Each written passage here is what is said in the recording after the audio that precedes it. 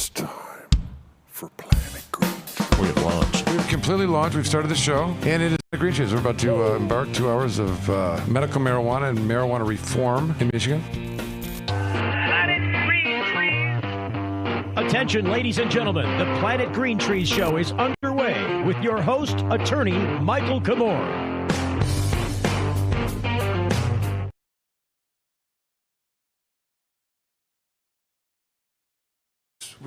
We've launched. You certainly have. You're Welcome, live. everybody.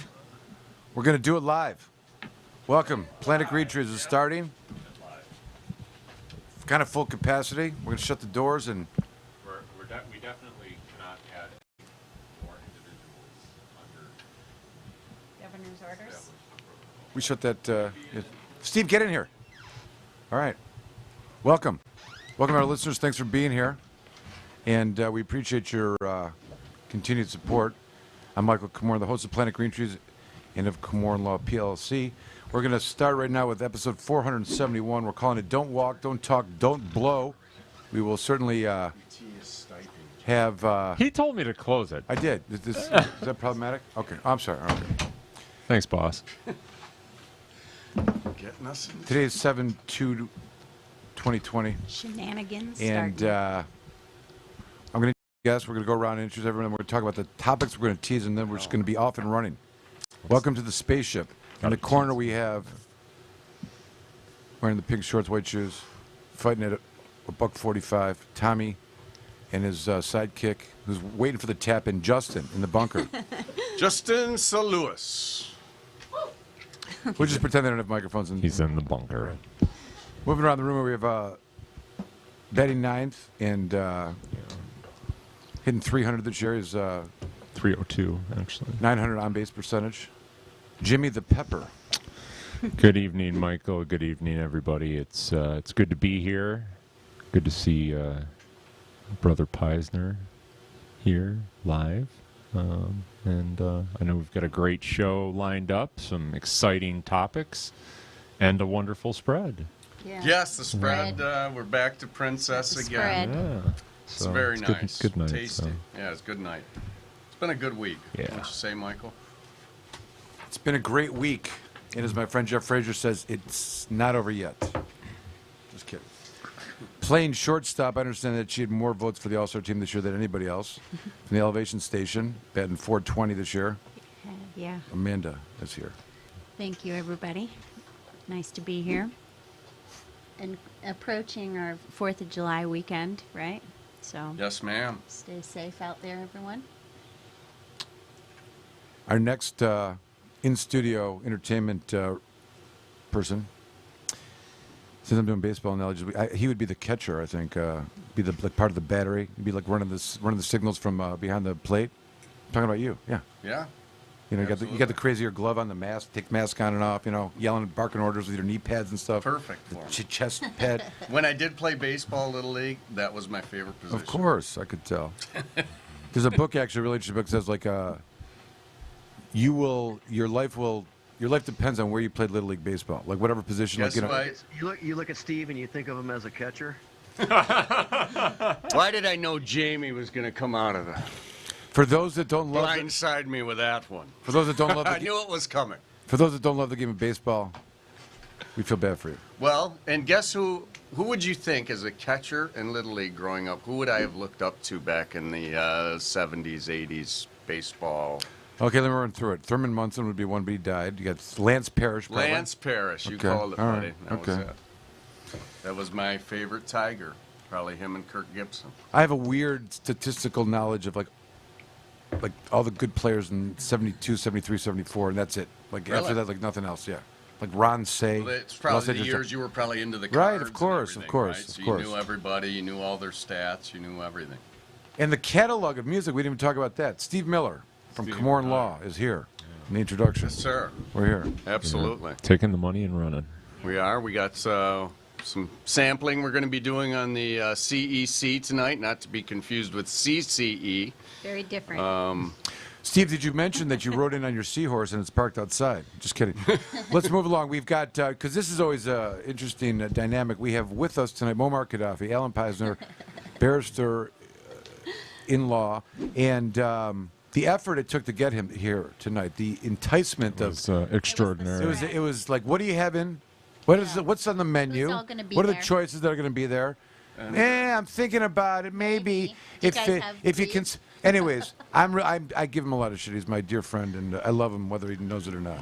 My friend Alan Peisner is here. Thank you, Alan. Good evening, everyone. The Planet Green Tree spaceship has cleared the tower, and we're on our way into the atmosphere. And this trip is being sponsored by Komorn Law, the best law firm for anything marijuana related, also for criminal defense. If you have any needs, call Komorn Law, 800-656-3557.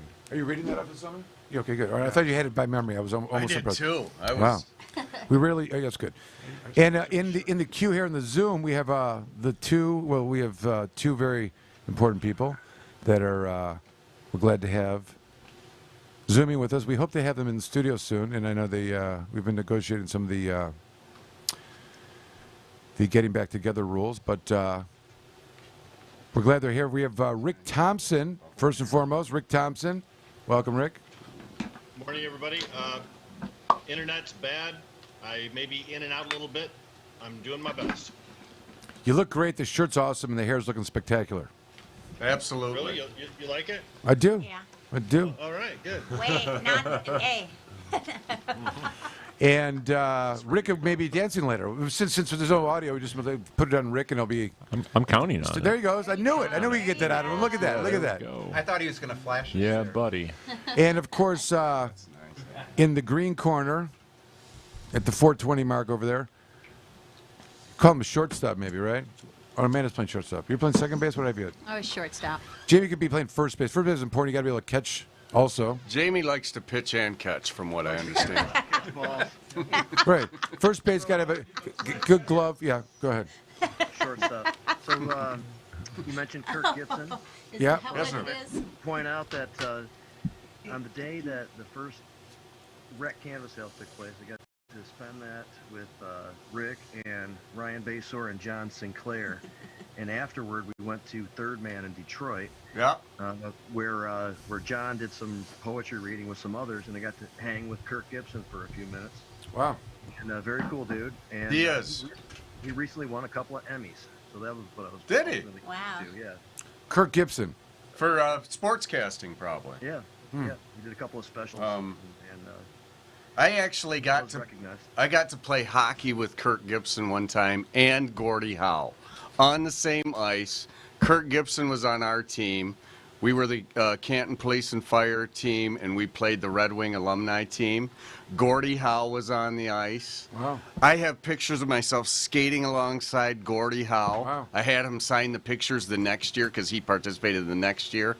And that was when Kirk Gibson played, was that next year. So Kirk Gibson was on our team. And my cousin actually used to work for Kirk Gibson when he was an MSU student, because Kirk Gibson is a big MSU alumnus. Right, all right. And my cousin played football for state. So Kirk Gibson gave some of those guys, the football players, jobs in the summer. And yes, Kirk Gibson played football for state and baseball, for those that didn't know. That had nothing to do with Kirk No, Gibson. he was really good, a football player. Yes, he was. Good information. He chose baseball. Baseball, but he was really good. Yeah. Yes. Yeah. Was he a good skater? He was okay. You could tell he hadn't been skating a lot of years, Right. but he's just a natural athlete, Sure. so Yeah. he actually was a good player out there. Steve's tribute was less about Kirk Gibson, more about him knowing Kirk Gibson and performing in sports. I mean, that against was him. really what I took away from the story. My That- as long as we're that's talking what about I Kirk intended. Gibson, because Jamie usually gets to dictate all the topics, no matter what meetings we have, whatever. We're just talking about what he wants to talk about. Kirk Gibson, I would say, one of my, everyone, the greatest clip of all time when he comes limping up. Yes. He's like been, Yeah. he don't want to pitch to you, Sparky. Goose Gossage, Yeah. and he rocks it into the upper deck. He don't want to Yeah. walk you. He don't want to 1984. walk you. He don't want to pitch to 1984. you. He doesn't want to walk you. I think He's going to pitch to you. my cousin has a 68 pennant. From 68. I got when they that. went there. Again, we could start talking about John Hiller now. Right. Or your Boblo pennant. I Willie forgot to Horton. comment on that. Willie the other Horton, day. Mickey Lolich, and Denny McClain. And who was the coach for the 68 Tigers? I don't know that. Sparky Anderson? No. No, Sparky didn't come on till. Anybody? Mauk, I 70. think, or something like that. Mauk? All right. So here's our topics for tonight. We're teasing them. We're talking about tigers and no one teasing? mentioned K-line. Tease Killing- the Yeah. topics. Number Were we 6. talking about the Tigers? We're talking about baseball, and then Jamie brought up Kirk Gibson. Okay, This is fine. a marijuana show. Well, Kurt Gibson, bringing it back full circle, was at a marijuana event, I believe. Is that what? Yeah. He is. Yep, he is a supporter and I believe medicinal user. Excellent. Well, you could report on that, Jamie. That'd be more interesting. Like I smoke cannabis with. I don't know if he was smoking with us now or Okay, not. He okay. did come to John's 75th birthday party at Daryl's house, in which there was also a lot of cannabis smoking taking place, but I don't know if I actually saw him there or not. I think he has a condition and he uses cannabis, though. I think that's something he talks about. That's in cannabinoid deficiency Yeah. condition, probably. Yeah. Most likely. Why Here are the uses the topics cannabis? here are the proposed topics. We're getting to none of them. I can tell already. Topic 1: Feds report urges doctors to treat cannabis users as drug addicts. Son of a bitch! Which Yep. is which Yeah. relates to the whole Which they entire. do. Which relates to the issues regarding firearms. Oh, that's great. Topic That num- means they're going to mandate their reporting of you. What I'm saying to you is that Yes. Jim. yes, the basis of the denial of Who the thought that the health system was going to be the agent Oh, no. That, of the system? yeah, it's Are you kidding? First of all, again, off topic, the police are the ones that are in the courts asking you questions about your entry into that. Did you see, where was it, in New York? Officials are not responding to the health care workers' calls because they want to know where they've been in the COVID responses, so they're issuing subpoenas. Yeah. Yes, that was New York Oh, State, yeah. buddy. Crazy. Saw All right. that. Yeah, and just wait. It's I'm coming. not answering the call either. If you don't answer your call, they're just going to go right to your cell phone carrier, Yeah, they and they're going to probably pull the information. And They get exactly what they need, aren't they, yeah, Jim? that's exactly what they're going to do. In light of It's all- in the interest of the public good, Steve. Yeah. Well, I'm not going to Just do be it a willingly. team player. Right. Just There be you a go. team player. We haven't really had that divisive conversation about track and tracing versus the Fourth Amendment. We kind of gave up on it because things. We'll save that for another day. Yeah, probably. No, that's a good conversation. I really like that Well, conversation. it organically developed. Why do we even have a list? Just kidding. saying. Michigan police defend surplus military gear as debate about force grows. How could they be defending the military surplus gear, and especially in light of what's happening I mean, right now? but who doesn't need a tank? We'll come back to that. Really? I New- mean, I could use a tank. This topic was the basis of last week's title of the show, which was episode 470, which you can find on YouTube and Facebook. And the new MRTMA MMFLA rules were in effect, and therein was the title, The New Phone Books Are Here. Oh. But that's on our list tonight. We have the Larry Darling Court of Appeals case, which I'm very excited to talk about. Yes. And new laws allowed roadside drug testing throughout the state. Topic recycled 4 times now. We're ready to talk about it, though. And cannabis in Michigan, new report documents real. trends before recreational legalization. We have that, of course. That's a U of M report, and we probably won't get to that either. Because we do have a... Michael is an internal. Come on, Michael. You have beacon to. of optimism. You have to manifest that we are going to talk about. We're going to keep you on track tonight. You can't Tonight, be the show negative will be Nancy kept about on it. track. We were gonna play out some. We were gonna play thespian a little bit. I prepared some scripts for people to read, That's the good. and that may take us off That's the the. good stuff. Okay. Well, we got to go to a quick break, Okay. and then we're going to come back, and then. We'll address those Do you, topics. do you want to rant, or No, do, we're do you gonna want to do your? We're gonna do Larry Darling. We're gonna Do do the Larry Larry Darling, Darling? and then we're gonna do an anonymous court proceeding. All right, so we're going to go to the break so that we can get our wits about us and figure out who's who All in right. the What's Darling reenactment. Excellent. No? There's no names of any of. We're gonna do the Darling We case. switched it up. We Doing the switched Darling it up. case. That's what we're gonna talk about. The Darling case, right? Yeah. The Darling And then we're case gonna do an anonymous reenactment. case, and we're gonna experience the An anonymous case. An anonymous case. We're gonna experience the interactions with the court, the lawyer, and the prosecutor. Okay, I understand now, I think. Anonymously. that case. Anonymously. No names other than mine can be mentioned. Okay. All right, we're taking a quick break. Episode 471 is underway. We're happy that Jamie and Rick are here. We wish you were here with us. How are And, we going to get them a we do. copy of the script? I don't know. I was thinking about that. We can. Yeah, You Ta- can ta- email it to them. Well, we asked the guys in the bunker. They've been really effective with fixing the printer and stuff. Let's get the bunker. The alternative name of the show tonight, by the way, was Let's Shred the Motherfucking Printer. We may come back to that later. All right, we're going to take a quick break. And You can get it to them, though, with Zoom. You can send No. We're We going can send them the transcript if you got it online. The Planet Green Trees Show. Join the Michigan Medical Marijuana Association today, michiganmedicalmarijuana.org. The MMMA is focused on the well-being and safety of medical marijuana patients. The MMMA site provides the most comprehensive and up-to-date news on legal issues, politics, research, cultivation, as well as the various strange products and methods of cannabis use. Come join the discussion with the most knowledgeable and passionate advocates in Michigan today, michiganmedicalmarijuana.org.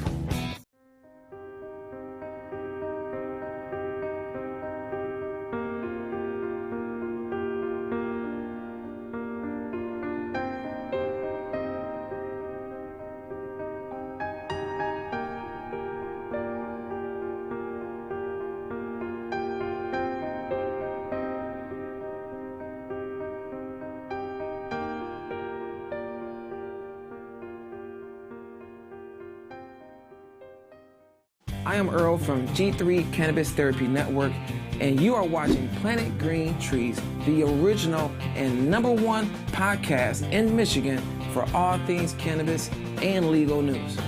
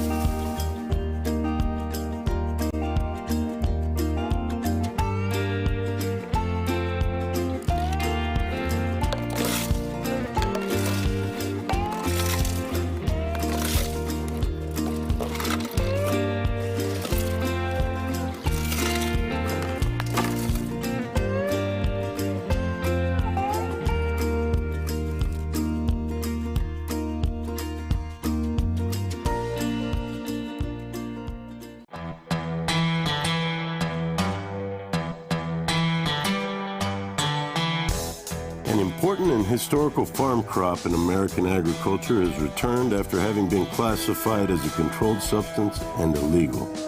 On December 20th, 2018, the President signed the Farm Bill, also known as the Agriculture Improvement Act of 2018, into law.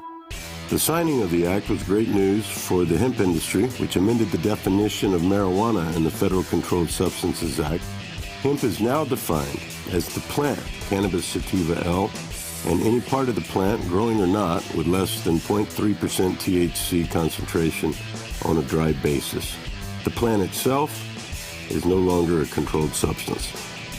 Hemp is one of the most versatile plants on earth. From clothing, fiber, paper, building materials, hempcrete, biofuels, CBD, and medical uses, it has been a part of America's industry for over 200 years. Even the United States Constitution was drafted on hemp paper. The time is now. If you're thinking of getting in the farming or processing of hemp, contact our global experts, legal, and consultation teams to make sure that you're on the right road when you venture into the new hemp industrial revolution.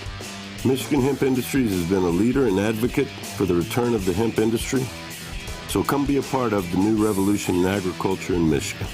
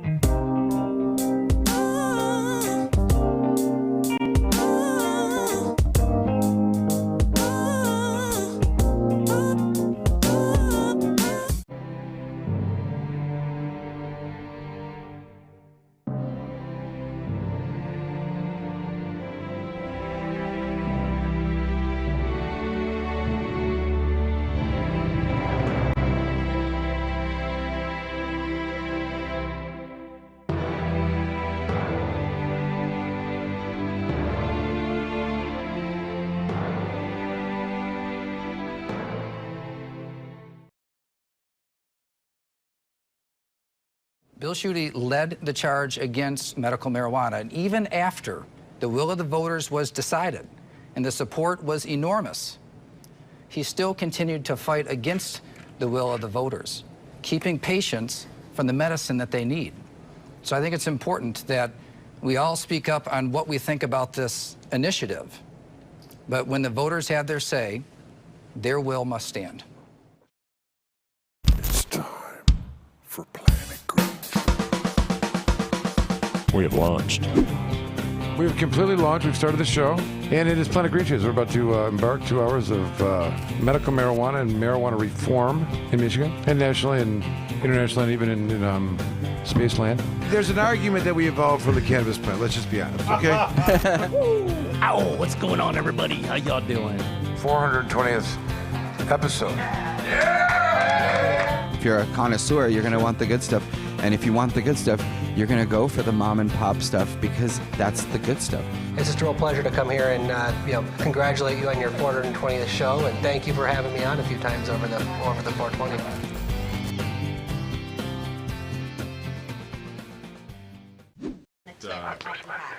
All right, who's who? Don't touch the tip, Let's do character assignments. I think I will do good as the prosecutor, but that's my own opinion. You gotta pick.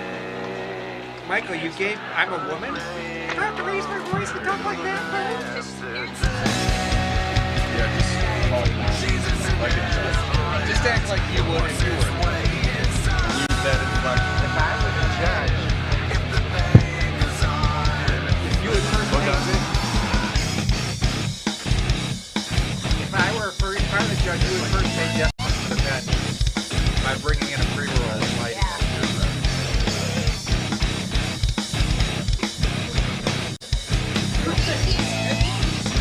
What is that?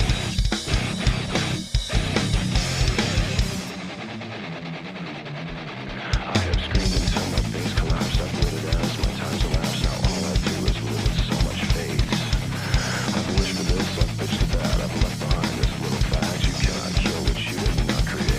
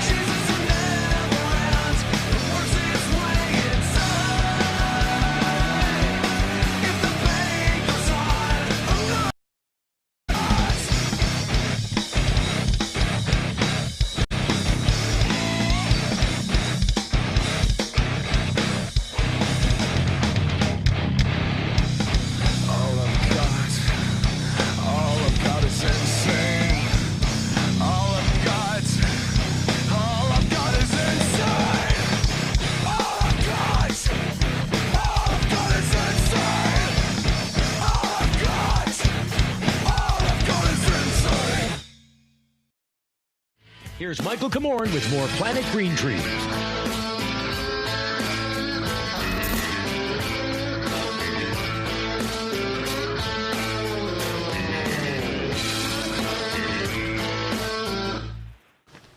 All right, we're back. Thanks for staying with us. We are in the middle of the launch and journey of episode 471, Planet Green Trees. Blast off. We're about to get into the desired topics. None on the list, no. Tease the topics. Many people don't know this, but they legalized marijuana in Michigan. And yes, sir. Did they? I had no idea. They actually legalized it. Like it's currently legal. It's like you legal. go into a store and buy it. Oh, yes, sir. Drive home with it, and yes, you And may. you can walk outside and smoke it. No, you can't. Wait, we can buy it, but we can't smoke it?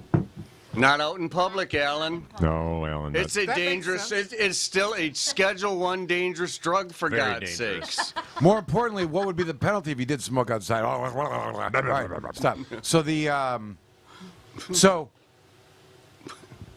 as it goes, we had me in the firm here with Steve and the team of outstanding lawyers and support have been fighting marijuana cases and medical marijuana cases that were called marijuana cases, not medical marijuana cases, for 10, 12 years.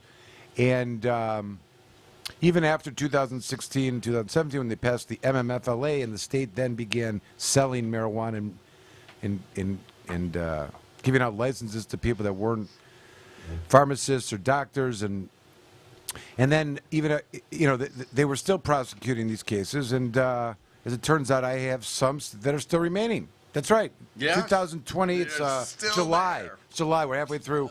It's been 2 How could that be? I Can you believe it, thought Jim? we had politicians that were elected that said that they were going to fix all of this. Yes, Dana Nessel is one of those, Jim. Oh. Here's for the best sure. part. So this is a case which is even more ridiculous on the timeline. And I'm speaking about the Larry Robert Darling case, which is Yes, it's a current an one. unpublished case from the Court of Appeals. It's our case from June of 2020. But this case and the date of the hearings that we had was in March of 2019. And we were getting into Section 8 and Section 4 hearings, but there's a number of other issues that we litigated, which were common for many of the other medical marijuana cases that we had had. One of which of those issues was involving the crime lab scandal. You guys remember that? No. Yes, sir. No, you should tell So- us about it. Yeah. Recap. I don't remember. Check all the episodes from 300 to 400. I think I talked about every single. No, kidding. But I've talked about it. There was a crime Hashtag lab Crime scandal. Factory. Crime Factory. And interestingly, Amanda's case, we learned that the policy that was requiring the lab to report non-plant material marijuana as synthetic THC had changed in the middle of the case. Like they testified, It's so weird. it's this way, and then Why would it just change? Because that's what science does. Oh. One day it's this, one day it's that. That's weird. Say that jokingly. Nevertheless, so that was then, and we had a federal lawsuit asking them to do just what they ultimately did. And that case was dismissed because once they changed the policy, there was no longer an immediate harm. That was in 2015. So we are here in court in 2019, and there's a lab report that reflects the old reporting policy, that the non-plant material that Larry Darling had was in fact synthetic THC, and the lab and I did the same way I do it as I did it in many other cases that this happened, and I called the lab people, and at the time before they changed the policy, they tried to defend it, and then they changed the policy. So how can this take place now that this old report, I was waiting for this to happen. We have an old report from 2014 during this phase where they're reporting to synthetic THC. And now the policy's changed. They have this as the evidence, saying it's synthetic. How can they change that? So I brought a hearing, called the same witness. Oh, yeah, we changed the policy. And the lab person that tested still was maintaining that it could be synthetic THC. Bizarre, crazy stuff. But this happened in 2019, okay? This was resolved in 2015, this issue with the... All right, so there's a lot of retro, crazy nonsense that I'm still living with. Yes, That's you my are. excuse for my behavior. Please, to those that... That and a printer. No. Yeah, the printer No, is me. probably the printer's This is my- 80% of it. And I may, and as we go through this, I may actually start convulsing or going through some psychological trauma because it is reliving this. The printer? All right, so the Larry Darling case, which we're referring to here, we litigated a lot of issues. I said the court, the lovely, lovely court, was not agreeing with me ever about anything, and Nothing, Jim. denied all of our everything in every way possible. And we appealed everything, and the Court of Appeals. So we appealed like 6 issues on interlocutory appeal, and they. That's a big one. And there's even a strategy amongst Court of Appeals lawyers of whether you want to take those many issues up because they're like, they don't have to take the appeal. Anyways, of the issues that we raised, they were interested in the medical marijuana ones. So they ruled on, at the time of the application, immediately the Section 8, they said, this court erred so bad, we don't even need to have hearings. We don't need to grant your application, have you write a brief, come up here, argue. We see what happened. This is crazy. We're reversing her and sending it back, and you get a Section 8 hearing where it was denied on the 2 counts that you had. We had that in the bag before this even came out. Then they said, we are also going to grant your application on Section 4, and we want to set it for arguments, and this is going to be the scheduling and whatnot. And then they denied the other issues that we raised in our application for interlocutory appeal. If I could just interrupt for 1 second and point out this is like deja vu all over again with the Tuttle case. And one of the background information things I don't know if people listening know is that in this case there were several charges, and one of the charges was from a delivery to an undercover agent or an informant. And no, it wasn't. It was an old man who was sick, had a bad back. Well, he wasn't. Yeah, but he wasn't registered. He was a medical marijuana patient with a card, but he wasn't connected to, the allegation wasn't connected to my client. And he transferred a gram, and my client went through a rigorous Section 8 questioning, asking him, when did we... And it was outside officially outside the protections of Section 4. Unregistered caregiver. So what they were trying to do... He was a registered caregiver. He wasn't connected to him through the registry. He was an unregistered caregiver to the patient. Right. Which was in the original MMMA. Yeah. So then, there were 2 other charges on this case where the client was in perfect compliance, but the judge did a Tuttle on him from the Hartwick and Tuttle This is what happened. I'm explaining. All the Tuttle. We're getting into. I'm giving the grand scheme of things here, Alan. The Section 8, the court erred so bad they sent it back, and they took the Section 4. Now, okay, good point in bringing up the fact. The facts are the allegations that and there was 5 or 6 raids at the same time at other open and operating retail spots. There's no activity at this location, and the allegations are of them trying. They didn't even really include this in the investigation. They tried 2 or 3 times with this undercover officer that was involved with buying cannabis in the other areas. Tried 3 times. He said, "No, I'm not. I don't do that. It's not my thing. I don't know you." Then this elderly man who accompanied her had a card, was complaining. He met with at a place and gave him a gram. The allegation is a gram of high CBD, low THC for immediate use, enough to use that night, and that's it for his medical purposes. Yeah. And so that activity is one of the counts. It's count 1. After he leaves, because it's not open. This place that it's at is not open for business. It conducts other business, and sometimes you might meet his patients there or whatnot. Anyway, so he drives away from there, and a long distance from the location where this event took place, they pull him over, arrest him, search his car, and in his car they find under 14 ounces of cannabis in total, some of which is, of course, synthetic THC, according to them. Uh-oh. So they charge him with some serious stuff. Possession with intent to deliver. It's under 15 ounces. And a second count of possession of synthetic. Boom. Schedule 1 THC, boy. So we have this. So it's unequivocal because on the witness stand during this proceeding, the officer testified that he was in Section 4 compliance in terms of his quantities. Yeah. And sure enough, the hearing, there's literally no disputed facts. And in addition to their facts, the amounts, the weights, my client testified both in Section 4 and Section 8 and proclaimed that that cannabis was for him and his patients, as it was supposed to be. And there was no other contrary testimony. There's no rebuttal. No one got on the stand and said they knew it was for anybody else. And the court, on its own volition, actually made these rulings. Now, it's interesting, Alan. You read the opinion. Yes. We're not going to reread it.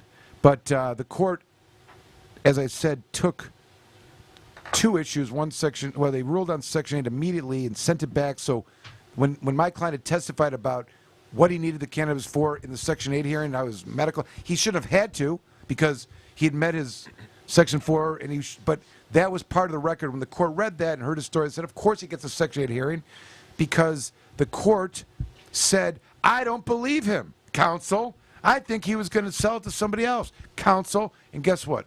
It's not for the court to make that judgment of Section 8. Very important legal point, one which much success has been able to be utilized to get a Section 8 defense in most situations. But nevertheless, the court ignored the law, and when the Court of Appeals saw it, they immediately reversed and sent it back. And even before they ruled on this case, we knew we would have a Section 8 defense at trial when it happened. And then they ruled on this particular opinion.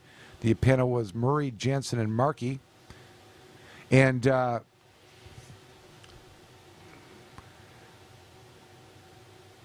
it's not a big stretch. It's not very complicated. We argue the court erred because we were with our volume limitations, that we had established the preponderance of evidence that the cannabis was for his medical purposes. There was no rebuttal testimony, and the court granted it and remanded it back. Those two counts were dismissed from the Court of Appeals. They're done. They're dismissed. And we have one count remaining that we are set to go back. It's not even set yet, but we will obviously deal with it. Interesting in this case was that when the court goes through this, it is getting no opposition from the prosecutor. The same individuals that were in the courtroom fighting me on this, arguing against it. They didn't say, sure, here's your immunity. We're going to dismiss counts 2 and 3. They fought me on every single possibility that they could. Yeah. When we get to the Court of Appeals, and they actually had to deal with the perceived objectivity of a neutral court, they couldn't argue in good faith with me. And they take the position that I'm right. If I'm right, why are we in the Court of Appeals? Yes. Yes, Jim. Why? Michael, which county prosecutor's office is this? It is the county of Allegan. There's an interesting article in Allegan County today. I will point out that, and this is all in the public record, and I could be even a little bit more specific about his name if I can have a minute here, but there was an article that was written by a defense attorney who is running for the seat of the prosecutor to whom we're speaking about. And just to be clear, the county prosecutor I'm talking about, who still is maintaining this case right now, by the way, is Maureen Koch. Maureen Koch. I may be mispronouncing the name. It's Koch. Koch. K-O-C-H. Here we go. So He goes by Moore. More Koch. So the lawyer is Mike Viller, and he writes a scathing article about what's taken place. As it goes in many situations, the Allegan County prosecutor, prior to Maureen, had stepped down with a year left on his term, I believe. As the local rules go, the circuit court chief judge or the circuit court as a whole, whatever the local rule is, gets to appoint an individual. So this lovely judge, who was the judge in the Larry Darling case, incidentally, appointed Maureen, who served out the last year of the term. Here we go. So I'll read from this article, which is from the... it's an editorial. It must be like I'll figure out what it is. So it's I don't have the name of the article. All right. So as it goes, Koch was appointed by as prosecutor by. Is that what it is? Is Coke? C-O-C-H. Pronounce it how you want to. I don't know. I don't know either. Cook. Cook. I think Cook would be the. All right, let's go. We're going with Cook. I would say, based on her legal knowledge of the Medical Marijuana Act, it should be Koch. No. Koch was appointed prosecutor by Circuit Court Judge Margaret Baker, spelled B-A-K-K-E-R. Backer. Koch was hand-selected by Baker with no search committee being formed or utilized. After being appointed, the number of felonies being charged and bound over in Allegan County began to explode. The felony bind over count in 2016 Allegan was 690. In Cox's first years as appointed prosecutor, that number soared to 1,009 in 2018 and 1,049 in 2019. As a result of the massive number of increased cases, the circuit court caseload had gotten logjam. And even though the she's not messing around. renovation of the courthouse would have been needed and to add a new court time, in the meantime, Koch asked for 3 more new assistant prosecutor positions to be appointed by the county. It estimated each would cost the taxpayers $120,000 each. The county approved one to help handle the massive increase in felony charges, once again increasing the burden of taxpayers. Since Koch was appointed, 4 of the 9 assistant prosecutors have left to take new jobs. Huh. The one that was prosecuting this, that is on the record arguing with me in court, took a new job. So I point this out because, Rick, you asked the question about this prosecutor's up for re-election in Allegan County. This Mike Viller bringing this to the attention of the public of the insanity of what's taking place. I can attest to their office has a terrible position on cannabis, period. And the fact that this is still being prosecuted is insane. The fact that I had a... Didn't she make some sort of snide comment about cannabis legalization to you right after it was legalized? You know what happened? Do you guys remember right after the legalization happened, there was a number of pending cases. This was one of them. Yes. And the first word on the street of any of these places, nobody knew how it was going to go, is that Maureen Koch dismissed a case of a guy who had like 10 felonies in the past. He had a pending one, same kind of allegations in this case, but much more severe. And the word that we heard, was that, this is great. Progressive prosecutor doesn't think marijuana is dangerous. She was upset that she was perceived that way because she hates marijuana. The reason it was dismissed had nothing to do with legalization. Oh, So, gosh. there's also an interesting...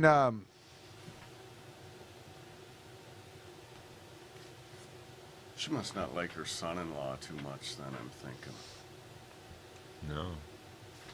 So, Who's your son-in-law? what's interesting in the issue of Section 4 and Section 8 for the court, it allows in Section 4 the court to judge credibility of the witnesses per the Harwick and Tuttle. And the court didn't understand the law, which is why the court immediately remanded on the Section 8 and ultimately misinterpreted the law in its application as well in its... In regarding the Section 4, and the Court of Appeals found her in error. So, there's also an interesting issue here, which is, accordingly, we also declined to address defendant's Proposal 1 argument. I made a Proposal 1 argument. First, anytime the Court of Appeals, I think anywhere, addresses the application of Proposal 1. Alan, is that fair to say with you in your library that you stole the idea from me? Go ahead. Yeah, correct. I have not seen the Court of Appeals cite Proposal 1 or Ever! MRTMA before Bah! this case. Here we go. Okay. So, It's from the expert. The appellate expert. accordingly, we also declined to address defendant's Proposal 1 arguments as moot, because there is no possible relief that we could provide, and this court does not declare rule of law that have no practical legal effect in a case. Oh, this is, wait. We also declined to address defendant's argument related to the regulation and taxation of marijuana, like Alcohol Act, as well as defendant's arguments relating to whether he is entitled to Section 4 immunity with respect to count 1 because the arguments outside the scope. Where's the thing I'm looking for? There's the other one, It's a footnote. Here it is right here. We declined to address additional sentencing arguments related to Proposition 1. So it's mentioned twice, actually. This is in footnote 4. Defendant's argument is not presented in his questions presented, and therefore the court need not review the issue. That's not really true because we had applied originally on this issue, and the court rejected it, so it wasn't in the brief that we filed because they were only asking for information on Section 4 and Section 8. Independent issues not raised in the statement of questions presented are not properly presented for public review. Furthermore, the argument presented a hypothetical issue because as of yet, defendant has not been convicted of any crime, is not being sentenced, and they go on to say,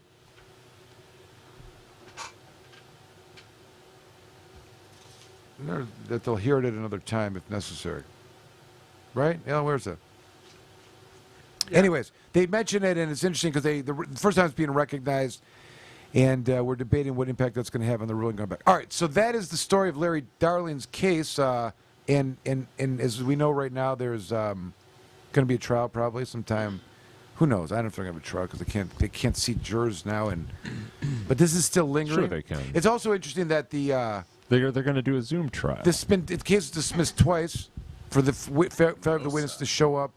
I mean, it's insane what they're trying to do to this poor Larry. If anyone knows Larry's a great guy. Oh my God. What? They should not be doing this. It's to insane. Larry It's Darling. He's crazy. one of the nicest guys out there. He does not deserve this. Okay.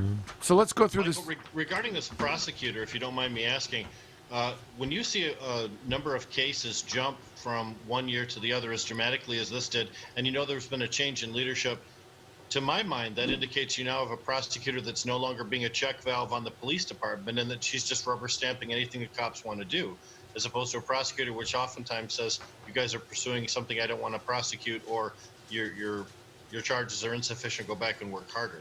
Would that be a fair assessment? Well, I think you nailed the area where the data and statistics would come from. Like, how do we get that many more people, not into the system and charged? The question is, did the police, knowing that she's there, get more aggressive and bring more people in, or is that the same number of people they bring in, but the prosecutor, as you were describing, uses their discretion on who they want to prosecute, and they always kept it at those numbers, whereas this one's giving a rubber stamp or something like that.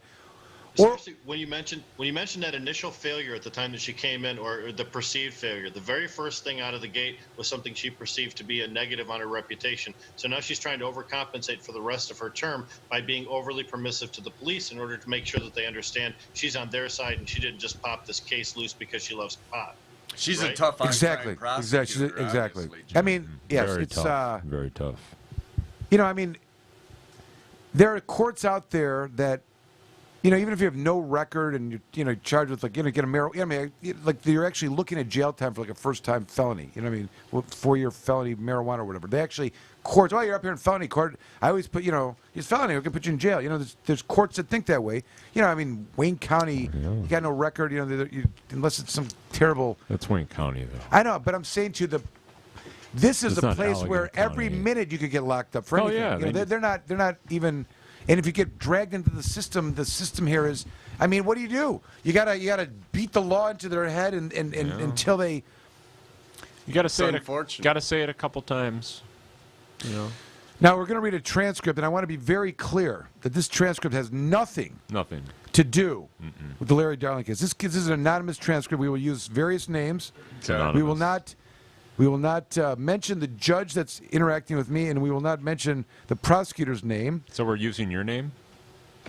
My name can be used. Okay. All right. Michael's name can be used. And what we'll do is the prosecutor will be Mr. O. Prosecutor will be Mr. O. Mr. O. Okay. Is that going to be me? You want to be, I can tell. I do. Okay. You got to use your O face. Oh. And I'm going to elect Momar over here as to be the judge. Okay. Judge Momar. Do you want to put a robe on? No. Okay. All right. And we need a. Going robeless. Who's going to be the witness? This sounds like a really bad idea. Who's going to be the witness? Man. There's no witness. We're just doing interactions. The only question that is who's going to be Komorn. Do I have to be? I can be Komorn if I have to. But I think it's best. The likelihood of me. Nobody can be Komorn Fine. like you. I'm going to start sweating. All right. All right. So where are we starting? So let me explain what's happening in this case. I want to start on. We're okay. So this is over 3 days. This event, and you got a couple segments here because it carries on for insanity. But understand that this is day one of what was scheduled for 2 days of hearings, and we just finished some cross-examination. And the court says here, are there any other? Alan would say, are there any other witnesses here? Alan, say it. Before we start, I just want to be clear that this is what Michael skimmed 71 pages down to. Yeah. Okay. I don't know. If it's too much, we'll stop. Well, let's get going. Let's go. Are there any other witnesses for this hearing? Not here, not now. When? Well, I had them on call, and I was going to, if they were going to be here, I don't know if we're going to call anybody or not. I'd like to think about it a little bit. What is the court's intention for proceeding the rest of the day and tomorrow? We are not going to proceed for today on this hearing. You can argue it if you want. If you want, If you don't have another witness, we will just have argument. You have. You have 15 minutes for each argument. What's the plan for tomorrow so I can at least contemplate it in that context? Mr. O. Your Honor, I think at this point it would be appropriate to move to argument, and then we can discuss procedure after that. If there's other witnesses that need to be heard in regards to any other witnesses, we could proceed to hear witnesses tomorrow on those particular motions. My understanding is there might be evidentiary hearings in regards to the Section 4 and Section 8 defenses. But once again, I'm going to limit the amount of time each witness has, and you can decide how you want to handle that in regards to your cases. But I think an hour each in regards to the Section 4 defense would be more than appropriate. And the Section 8 defense, half an hour each. So that will take care of how we're going to present witnesses. But, Judge, there is other issues that require police officer testimony. My client is not going to waive his Fifth Amendment right to testify for purposes of his immunities or Section 8 until we resolve the constitutional issues first. I'm going to proceed with these motion hearings in the way I just said. We are going to... Yeah! Well, you can't force my client to testify, and he's prepared to go forward with Section 8 and Section 4, but he's not testifying to resolve other constitutional issues. That would make no sense. You can make your decisions about how you present your testimony, but I'm going to make the decisions about what motions are going to be heard. Well, and when. So that's my... You can't do that, Judge. First of all, you haven't ruled on the issue of turning over the CI information. Well, it's one of the motions that's going to be heard that has to be heard. You are right. I haven't ruled on it. And I can't prepare otherwise for any of these things you are talking about until you've ruled on them. And I told you that last time. You said we are going to get to it, and if you are suggesting that tomorrow without a ruling on that, we somehow have to make a decision, and we will have the illegal arrest, search warrant. There's many other down the path. I am telling you that we're going to go forward with witnesses tomorrow. You're going to have an hour for each. For your case in regards to Section 4. I am not, Judge. If you are going to have a... Judge, I'm going to tell you right now.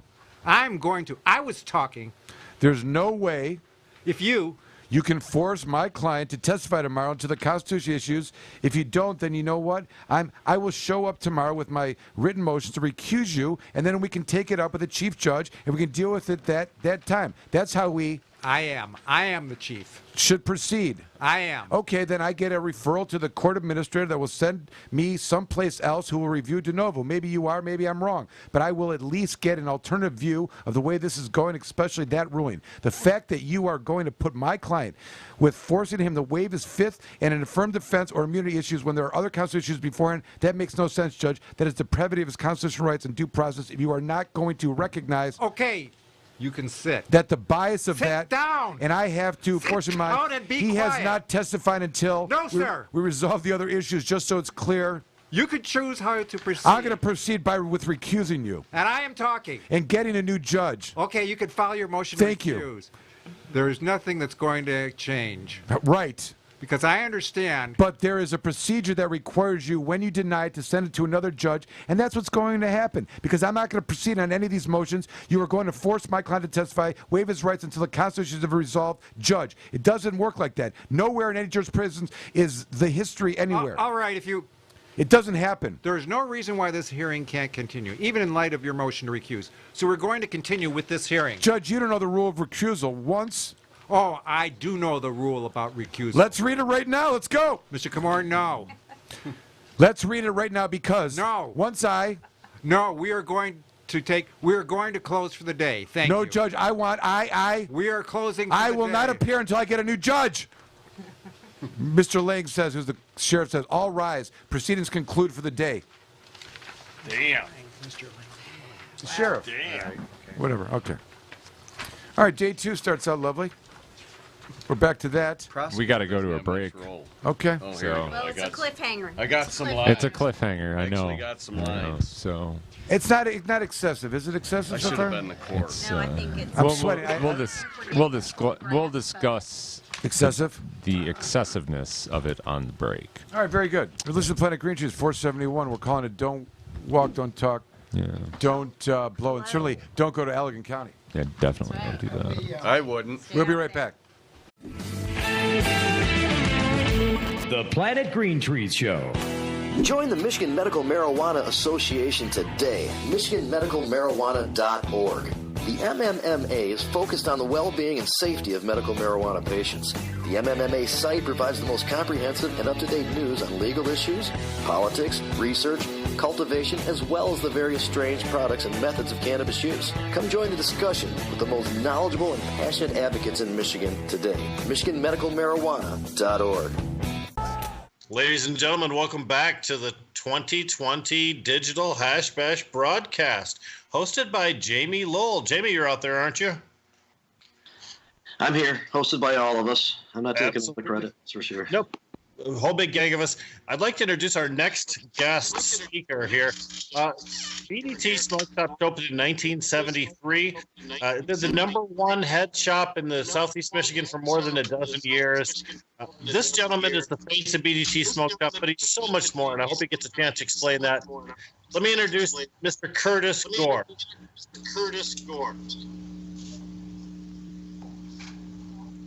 I hear a bit of an echo. Hey, Curtis.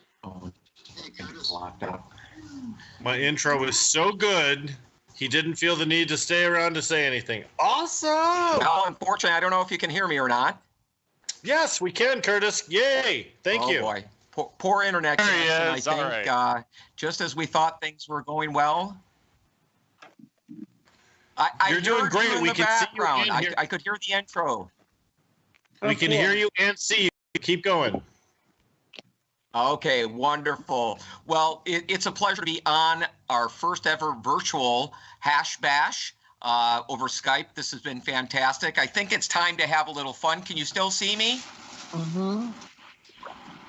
So there you go. We got something big going on in the background here.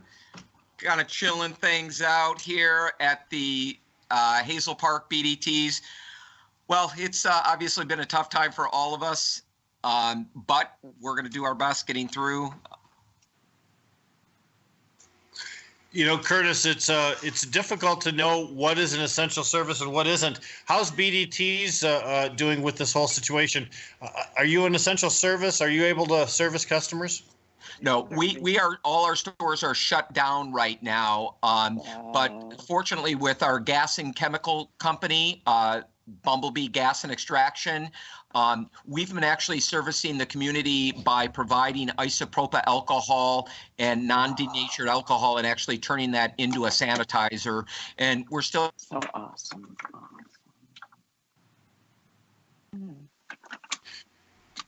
Curtis, we may have lost you. Aww. That's a shame. If you notice Curtis's background, those of us who can still see him on freeze frame, he's at the Marijuana Museum, which is existing in Hazel Park. Jamie Lowell's been there before. That happens to be a great rack of magazines and other memorabilia, not just from Cheech and Chong, but other remnants of the era. It's quite an impressive place, Jamie. Yeah, we did a Jazz Cabbage Cafe broadcast from there. Sure did. Helped to show it off and had a really great lineup of people there participating. Yeah. That hat he was wearing itself deserves a story. That was pretty awesome. And a fog machine for the Hash Bash show? That's great.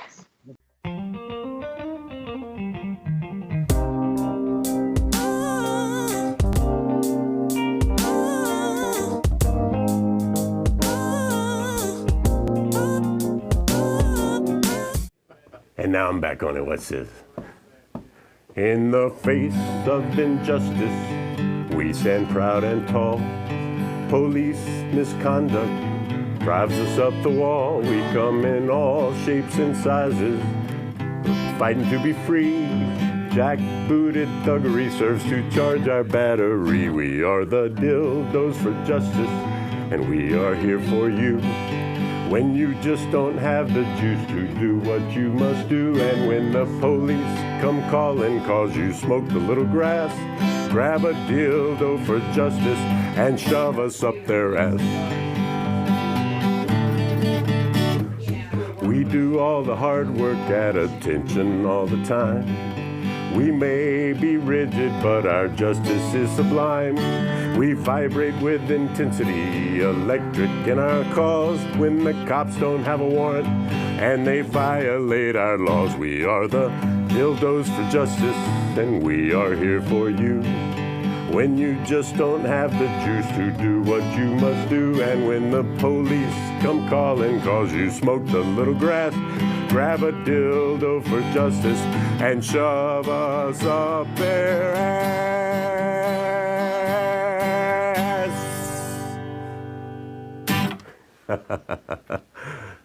Nice.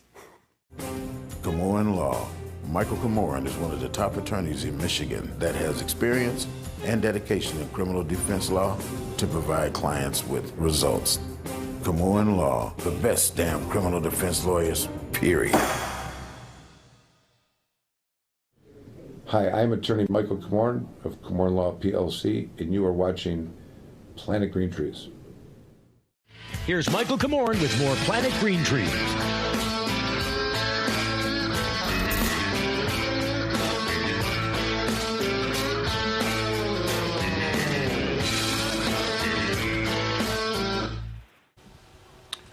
All right, we're back. Thanks for staying with us. Planet Green Trees, episode 471. We are in mid theatrical performance of a transcript. We lost the judge, though. How can we go on? Where is he, by the way? He's gone. Yes, he's gone. He Well, I'll take over as judge. He How was about doing a that? security check. Let's. I'll take over as judge. He can be the prosecutor. He had to make sure that there were no vehicles parked So we ready? nearby the fire hydrant. Oh. Well, let's. I'll be the court and the prosecutor. Or Amanda, you take over as the prosecutor. Look around, make sure everybody's got their car keys still. All right. We ready? It's got the ruler and the measuring tape out. It's funny. So. Can you text it to him? Who's going to do this? Jim, let's see. Do you want to play? You play Jim, that, why don't you? Mr. Steve's got his All right. right, which one are we playing? You're Mr. O. No, I'm Mr. O. You want to be the judge? So Yeah, I'm going to be the judge. So Oh, you we are? starting? I'm Mr. O. We starting? Which one is this? Okay. What date? 2. We This are is on 2. 2, number 2, page 4. Number It 2, starts. page 4. Let's see here. Mr. O. Yeah, you're Mr. O. O. Who's going? Oh. All right, so the court Judge. starts out. Don't use. There's some names that are in this that The shouldn't court. be. Is that Alan? Yeah. Okay. Now that's Steve now. Okay, am I up? No, Alan's back. Let's go. Oh, damn There's it. names here, Alan, that you have to be careful. That we're keeping the anonymous, those that are anonymous. Yeah. All right, we are back on the record in regards to the case of People versus John Doe. Set forth the remedy. Set forth what should happen should the court find that it's not prepared to disqualify itself. And let me read the court exactly what that is. Exactly what? What is? The rule that I keep referring to. I know the rule. I know the rules, sir.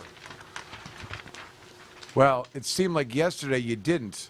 Yeah, I do know the rule, Mr. Komorn. I just want to. I don't want to argue. I don't want to argue with the court. Mr. Komorn, I know the rule. Don't recite it to me. Tell me what your factual basis is for the recusal.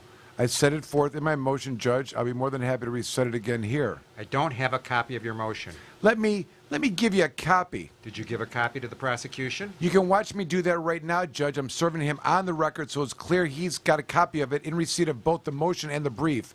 Mr. O? I don't receive service, Your Honor. That needs to be filed with my office. My attempt has been made. We're going to talk about it, apparently. I'm just going to serve one to the court right here as well. You are received. Thank you. And as I said, Judge... If you could just wait for me to read it, please. Sure.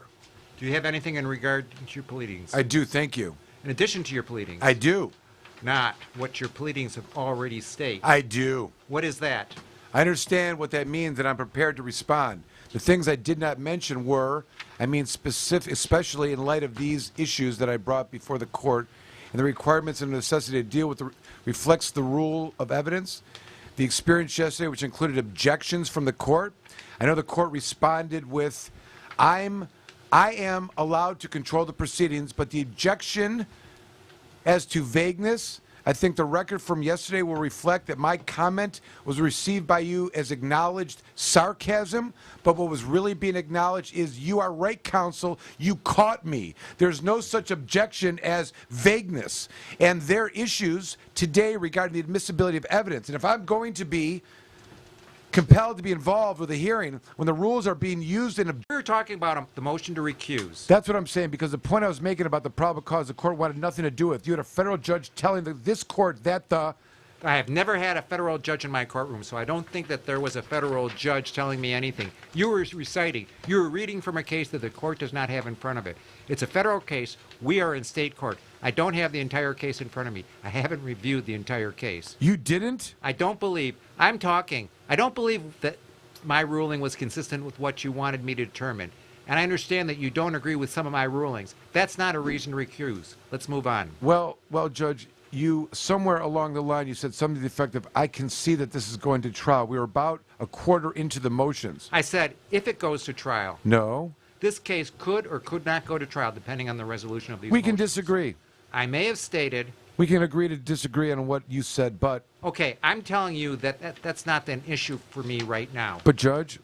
So I'm going to have you sit down and I'm going to make a decision. I'm making a record, but I want to be clear, Judge. If you rule against me, you're going to enter an order, and you know that the rule, as I outlined there, says specifically... I know what the rule says. That upon the ruling, the... Sir, sit down. Challenging... Oh, can you sit down? Superintending control. Please sit down. That's where I'm going with this. I'm going for superintending. You need to sit down. Control. The rule says, Judge, that you shall refer the motion to the chief judge. I would like the record to reflect that. To decide the motion de novo.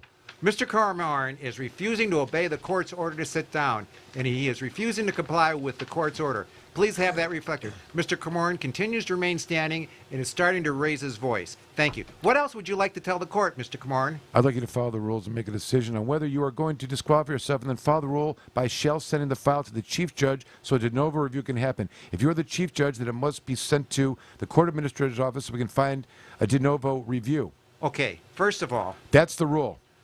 I am not recusing myself. The rule indicates, and really what you are saying, Mr. Oh, that's you, sorry. The rule indicates, and what you're really saying, Mr. Komorn, and I appreciate that you don't like how I'm ruling on some of the issues in this case, but those are my decision, and those are appellate issues. Those aren't reasons to recuse, and you cannot, by your actions and your behavior and your disrespect for the court, create a situation to result in recusal. And that's, it appears to this court, what you are attempting to do. And that's not what recusal is all about. So that's some of the issues that the court has with some of the statements you've made. You don't agree with my rulings, and you can appeal those rulings if, in fact, you get to a point in time where you need to file an appeal. I don't know if you will or not. I don't know what a jury is going to do with this case. I don't even know if we're going to get a jury at this point in time.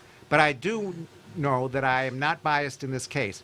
I do know that I don't have any particular interest in this case. I do know that in regards to this case that I don't believe that there's any perception of bias. I do not have any personal knowledge of this case. I have not been consulting this case. I've not been a partner in any regards to any of the parties in this case. But my spouse isn't involved in this case. I'm not going to be a witness in this case. None of the factors in 203 grounds, sub C, on the grounds section results in the court recusing itself. You don't like my rulings. I appreciate that. And I'm sure there's been some rulings that I've made that Mr. O doesn't like. It's not a reason to recuse. It's a reason to appeal if, in fact, we get to that point where there would be an appeal. I don't know if that's going to happen. You don't know if that's going to happen. So I'm denying your motion to recuse, and it will be referred to Judge B for a de novo review. However, the rule does not require that I stop the proceedings, so we're going to continue with the proceedings. You don't have jurisdiction of the case. We are leaving. Thank you. You don't have jurisdiction of the case, Judge, because the judge has to rule on the fairness of the proceedings. I appreciate you found the rule. All right. So if you leave, you realize you lose your motions because you are not defending them, correct? Judge, I'm asking. No. Judge, if the case is going to... Did you hear what I said? Judge, if there's going to be a de novo review... Sir, did you hear what I said? The prosecution is here due to the motions. He is going to present his motions. And if you're not here to defend them or to to proceed with your motion, then you are going to lose. It's that simple. So you make your choice. I'm not telling you what to do, but I am going to tell you what I am going to do. We are moving forward on these motions today. I know if by... Okay, so I have to take a break. I have to take a break. Judge, I can't even talk. I have a pro-con. You can have all of the time you want to talk about. You say that. 15 minutes for each argument on the motion, on the Darbert motion. But I've got a pro-con to do now. So we're going to take a break so I can do my pro-con and let the folks go. You forgot a line. Oh. Could you let counsel have your table? That was the judge. Oh, sorry. Absolutely, and just to stand corrected, Your Honor, earlier, that's not what you texted me about earlier when we were talking about this case. I added that. So if there's no further witnesses in regard to, and I want the record to be clear, the court did allow for witnesses, even though a witness list was not filed, did allow for the defense to present witnesses. The defense indicated it had witnesses yesterday, however, it is not presenting any witnesses today. The defense presented one witness yesterday. I apologize. So defense indicated two other possible witnesses. However, they are not being called. We are moving to arguments. Arguments are 15 minutes each. Mr. O. Thank you, Your Honor. All right, so that's good. So some crazy stuff happens when we come back after the... Does it get even better? Oh, you have no idea. So... We got to go to another break. All right, let's All go to right, break let's and do then go to segment Another 3. cliffhanger. It is the segment 3 that... okay. Starting to get crazy. All right. The Planet Green Trees Show. Join the Michigan Medical Marijuana Association today, michiganmedicalmarijuana.org. The MMMA is focused on the well-being and safety of medical marijuana patients. The MMMA site provides the most comprehensive and up-to-date news on legal issues, politics, research, cultivation, as well as the various strange products and methods of cannabis use. Come join the discussion with the most knowledgeable and passionate advocates in Michigan today. michiganmedicalmarijuana.org.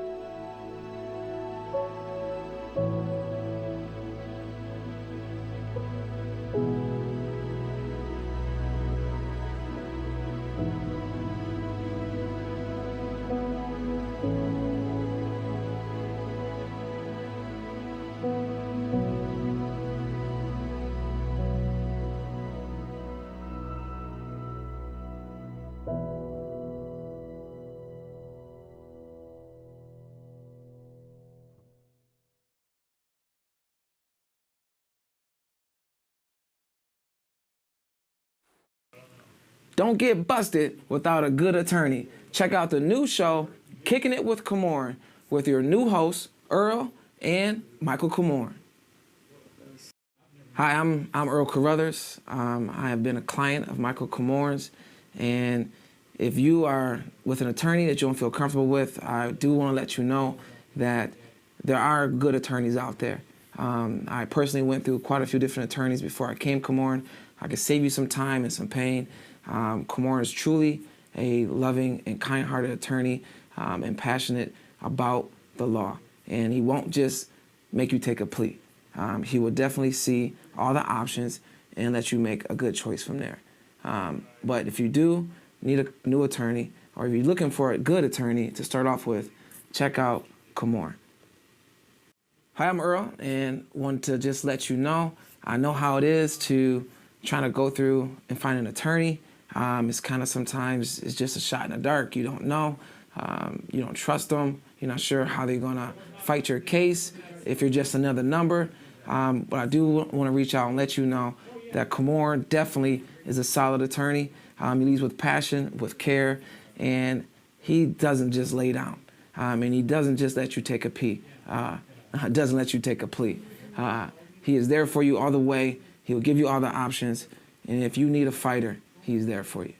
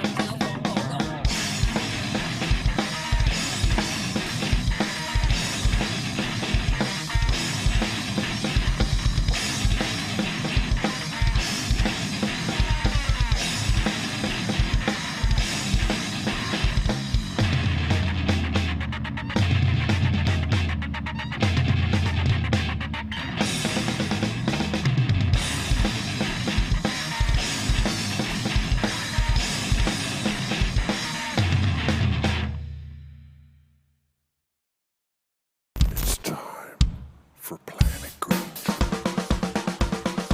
We have launched. We've completely launched. We've started the show, and it is Planet Green Trees. We're about to embark 2 hours of medical marijuana and marijuana reform in Michigan, and nationally, and internationally, and even in Spaceland. There's an argument that we evolved from the cannabis plant. Let's just be honest, okay? Ow, what's going on, everybody? How y'all doing? 420th episode.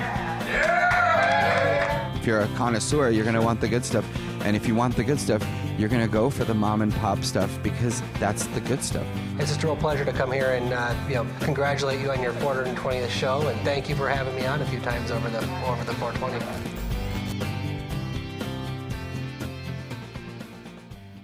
And now back to more Planet Green Trees.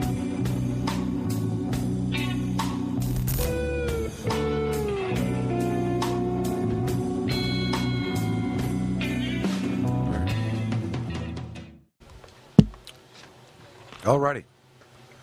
We are back. We made a executive decision to forego the 3rd chapter of the crazy court case. But we will revisit it in the future. Only upon Next request. week, maybe. Maybe. Maybe. So the other topics that were on the horizon here are several, but let's get a listener's choice. Listener's choice. Jamie, do you have any in particular you want to talk about? We got the Michigan report, or Rick? Jamie or Rick? We got the. I'd like to hear you discuss the roadside extension of the roadside program. Yeah, that's also known as. That's also known as stop and spit. Stop and spit. And then go sit. Yeah, they have these things. They have you spit on paper, and they feed this paper in a machine, and it's read with ultraviolet light. And from that, they can supposedly determine if you're on a number of substances. It's similar to a DRE's examination. That it can say classifications like cannabinoids or opiates. Would you say it's as accurate as a DRE's examination? That's not a good word. It's inaccurate. Accurate. It's inaccurate. Oh. I would say it is as inaccurate. They're equally as inaccurate. Correct. I see. That's not good. Correct. It's bad. Correct. And I'd also add that they aren't admissible in court. These are like field tests. It's just like a preliminary breath test. Yeah. But it is used for probable cause for arrest. Little probable and cause. we should also emphasize on these stop and spits that it's like a preliminary breath test for a drunk driving case, that if you don't take it, there's no point. You're going to get a ticket. You're going to have to pay a fine. But in many cases, you might be better off just paying that ticket and not giving them more probable cause to arrest you. That's not absolutely true, because if you have a commercial driver's license, That's true, yeah. just as with the PBT test, PBT, preliminary breath test, both of those tests, when offered to commercial drivers, result in implied consent. I think it's a misdemeanor to refuse. And Yeah, for commercial. It's a misdemeanor? and it's an issue of the loss of license. It's certainly the commercial driver's license. But that's an important point to make, because that advice to not take it, and that's a civil infraction, does not apply to those with commercial Right. driver's Sorry, license. I didn't mean to mislead anybody with the commercial driver's it's, license. But for the majority of drivers, I think you're better off not taking that, or the PBT, or the field sobriety tests. Yeah, don't Or the DRE. You don't have to. The point is that they are trying to extract evidence in an investigation from you. Mm-hmm. There's no rule, other than the exception we just mentioned, that requires anyone to take these tests. And many times, the performance on those tests, which are virtually impossible and subjectively evaluated, are the reasons that, and provide the evidence for the arrest. The testing program that we're talking about, of course, is the roadside drug testing. What is titled as a pilot program, 257-625T. Oh, yeah. Several amendments to it. Starting with the pilot program, Department of State Police may establish a pilot program in the state for roadside testing, is how it originally was written, but as it has been amended, the Department of State Police shall develop a written policy for the implementation of the pilot program and the administration of roadside testing. The Department of State Police may promulgate rules under the Administrative Procedures Act, and they have to report relevant statistics and data. So what I'm saying is, Who signed this into law? The governor signed this into Governor law. Whitmer. It's known as the Barbara J. and Thomas J. Swift Law. Oh. And it involved, because I think somebody was killed in a car, victim from the Swift family, I think their son, I think what it It's was. my understanding, and maybe I'm wrong, but I do remember someone being involved with that law, and I don't believe they were under the influence of marijuana. I believe it was prescription drugs. I believe that Mr. Jim is correct. If I'm not mistaken, the Swifts were the people that they tried to market the driving law under in 2014 when Mike Nichols, myself, and Robin Snyder gave testimony in front of the House of Representatives, and where we were able to get them to not adopt that program, but they turned right around and did it next session. But I think that's right, Jim. It was prescription pills. Is that correct? Yeah, I believe it was. Yeah. So they used this name to justify this test that really wouldn't have even helped that person. Again, they want to put marijuana on the face of a drug problem that has nothing to do with marijuana. Right. Isn't that something? Always, every single time, marijuana bore the face of the war on drugs for 40, 50 years. And marijuana is now being legalized. It still bears the face of the war on drugs. And now it's bearing the face of prescription drug problems. Right. When does it stop, Michael? There's no fiscal impact. Reading the congressional history of it, there's no financial pro or con to it. And, the other thing, an important part of the law is that the only individuals who could perform the tests and the only ones that would be carrying the tests would be those that had been certified drug recognition evaluators. Now, in the statute... What do you think of that science, Mike? Hold on. In the statute, they use the term in 257-625-TA, certified drug recognition expert, quote unquote, and that means a law enforcement officer trained to recognize impairment in a driver under the influence of a controlled substance rather than or in addition to alcohol. 80% of the time. That's what they're but they get certified if they're But right they can't test. But see, the statute says here, Alan, it's interesting. Means law enforcement officers trained to recognize impairment in drivers under the influence of a controlled substance. We know from our training that the DRE evaluators can only attest to the use, that they've ingested it, right? They can't say impairment. Correct. So, but the statute itself says that the officers trained to recognize impairment of drivers under the influence. This statute over-empowers them to the limitations that they are allowed to speak on. Yes. As the training goes. This statute actually gave them like 6 inches. You know what I mean? Like they gave them so much. This enhanced them. It gave them, whatever. Yes, it extends. Yeah, and also DREs are not supposed to be doing these things roadside. That's just doing roadside because the DRE examinations are supposed to be done not at roadside, but in the police in a controlled environment. Right. The other terrible part of this is that we might as well just discuss it. There's this whole other authority of a peace officer certified as drug recognition expert. I say that as reading, not as agreeing. To require a person to submit to preliminary oral fluid analysis, arrest, admissibility of results, refusal, ordering, and person out of service. And there's a whole other aspect of the procedures of the taking of it. There's a 90-day requirement that someone from this police report out the plan of how this is going to be organized and or reported and tracked. We don't have to go into great detail, but there was this report, obviously, the oral fluid roadside pilot program, which is laughable because of the statistics that they utilize here are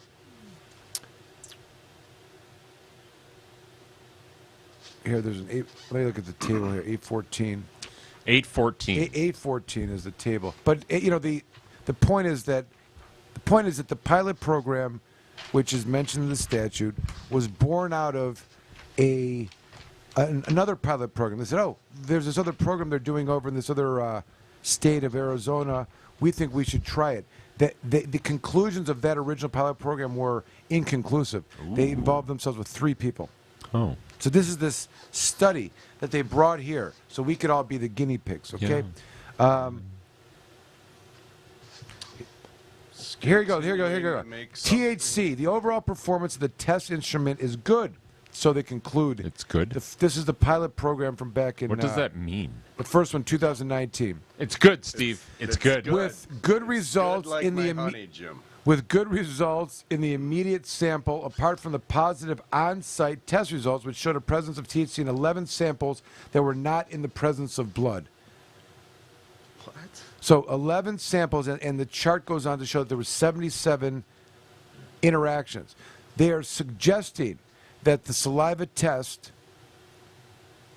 is more accurate than blood. But the problem that they have, meaning they said, so this thing is so good, the performance is great. 11 times. No, it said it's good, not great. Good. The 11 times the spit test determined there was THC when it was in the blood. This is the new gold standard. Oh. But the problem is that here That's so weird. Beginning of the report, they start out with this whole thing with like, blood, here you go. Introduction. Blood is considered the gold standard for drug analysis and driving under the influence drug cases. Moores and Miles, 2015. Here you go. How would someone be under the influence of something that wasn't in their blood, Michael? Right. They're Because it's in their spit, Jim. They're suggesting that it's more accurate then. I see. Now Well, the body does run on spit. Yes, and it's more accurate than blood, Jim. Spit is, according to their study. So there was 11 times that they believe that the spit test identified it when it wasn't in the blood, even And though they it declared wasn't that the in the blood. blood is the gold standard. It's definitely not And a there was, false I'm positive. going to tell you what the total So numbers. spit must be the platinum Yeah. standard then, Michael. The platinum standard. If blood is gold. Here we go. Oh, gosh. White gold. Here's the THC That's performance. mucus. So They are spending a lot of time and money to make something that is nothing. Yeah. Well, Really? You know what I mean? They are really trying to force this into being something when there's nothing there. But they are making it into something. There is people out there being arrested daily, nightly for operating under the influence of marijuana. Because why, Jim?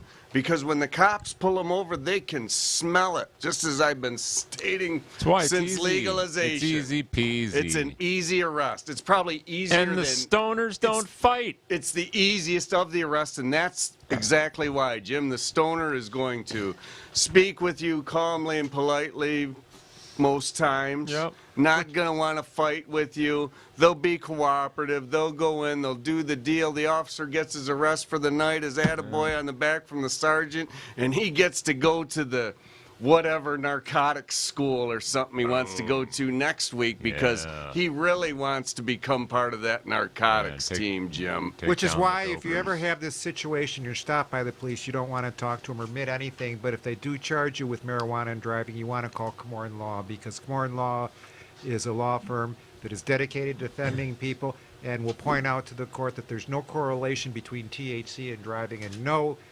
basis for this stupid law that we have on our books that prohibits marijuana. And when you do get pulled over by the police, be as nice and polite as possible, but do not give them additional information. Don't talk to them. They're not your You friends. know, it's yes, sir, no, sir. Here's my license, police registration, and officer. proof of insurance, sir.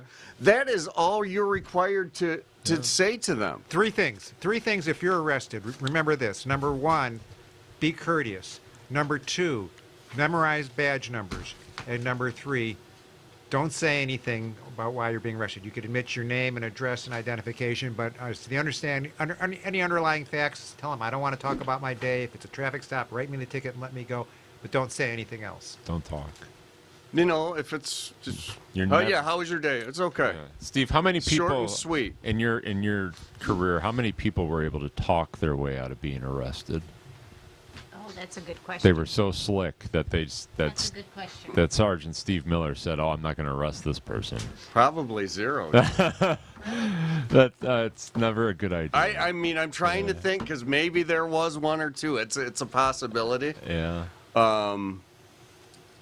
And there probably was one or two, to be honest with you, because it could be one of those where maybe you get you this can be lady slick enough. and you're getting ready to arrest her or whatever, and then boom, a couple of kids come around the corner, and she's got nobody to take care of those kids, and it's kind of a stupid charge, so at that point you let the whole thing go so she can run off and take care of her kids. That's a way to get yourself out of an arrest with me. Mm-hmm. If I see a bigger issue at hand, like a woman that needs to take care of her children over some petty little charge, my charges are going away. I'm going to be a good police officer at that time and let that woman go. So that could get somebody around an arrest with me. Wrap it up. No, it's not that. I have a date. But so be a woman and have kids. These are the things to remember. It's very simple. Precisely, Jim. All right, Michael, Perfect. go. Very, very specifically, there's 4 things you want to remember in these situations. Number 1 is don't talk. Don't talk. Number 2 is don't walk. Yeah, don't walk. Number 3 is don't blow. Don't blow. And what we forgot to include in the title, but very important, is don't spit. Don't spit. Okay? Don't spit.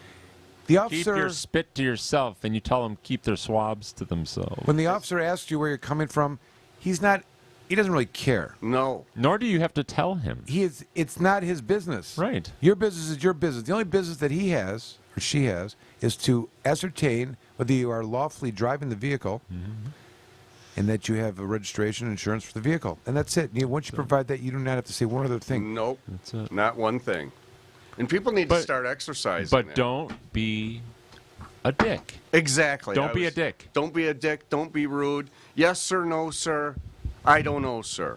That's it. Yeah. Yes, it is a nice day, sir. That's about it. It's a delightful day.